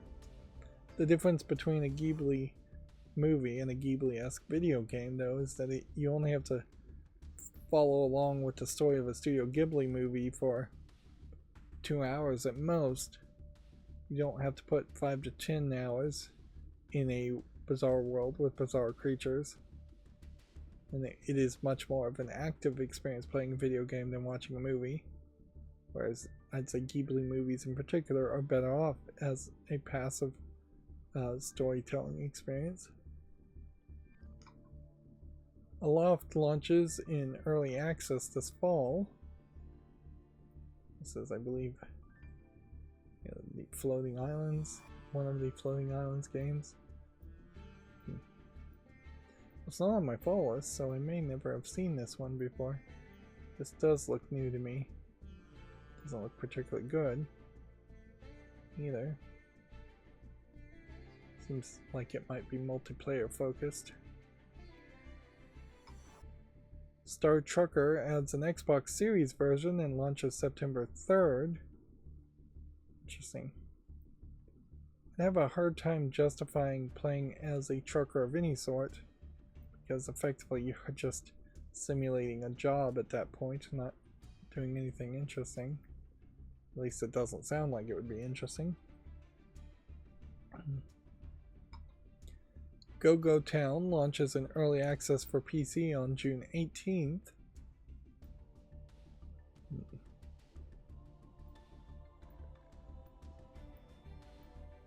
This looks like this is more of a kid-friendly game, and depending on the reception, it might work as a kids game. There are very, very few kid-friendly kids games that get released that aren't just by major publishers or major developers. Nobody really targeting that audience, particularly on Steam and PC. Delivery Life Simulation and racing game Crescent County has been announced for Xbox Series and PC. There's going to be kind of a high level of delivery simulation games. Again, just simulating somebody's job. Although, in this case, this might fall closer to something like what if you crossed a racing game with Stardew Valley? Which, that could be interesting. Unbeatable launches in 2025 for the PS5 and Xbox Series and PC. What kind of rhythm adventure game? So I was half right in that every Gematsu article here is pushing me towards a opening a tab and adding more games to the follow list, but I was wrong in how many articles actually Gematsu has written, because there's only about 5 more. Demon School launches September 13th. That is a very flat animation style. The screenshot. Yeah, it's a positional placement RPG. Citizen Sleeper 2 Starward Vector adds PS5 and Switch versions and launches in early 2025.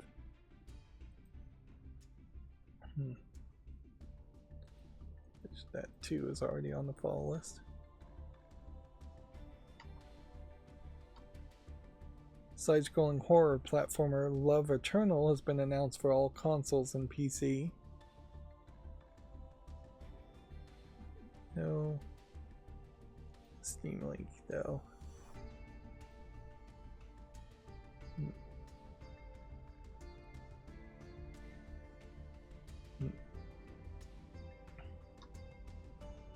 Contemplative puzzle game Timpopo has been announced for Xbox One Series and Switch and PC. A contemplative game, or contemplative game, however you want to pronounce it.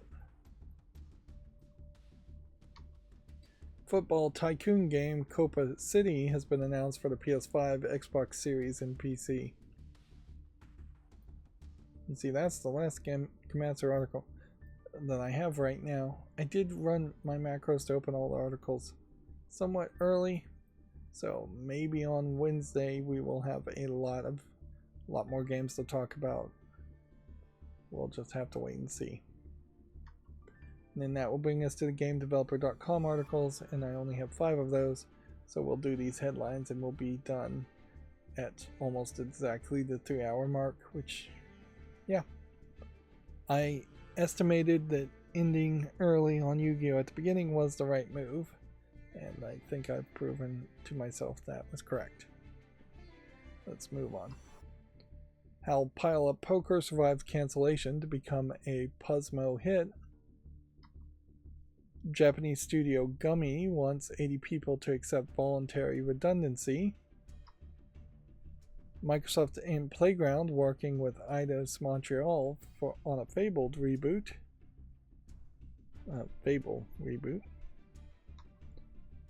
Kylie declares devs have more ways than ever to be sustainable at the Summer Games Fest. I guess that's Jeff Keighley, not Kylie. The Summer Games Fest stream was light on announcements but heavy on indies and praise for the industry from Jeff Keighley, which, yeah. Jeff Keighley not really in the industry and more just a shill to the industry that has to be a shill so that he can run his game awards and charge companies a lot of money to show their trailers. But the real question here I'd like to ask is, what are the many more ways, or more ways than ever, to be sustainable? What has really changed there?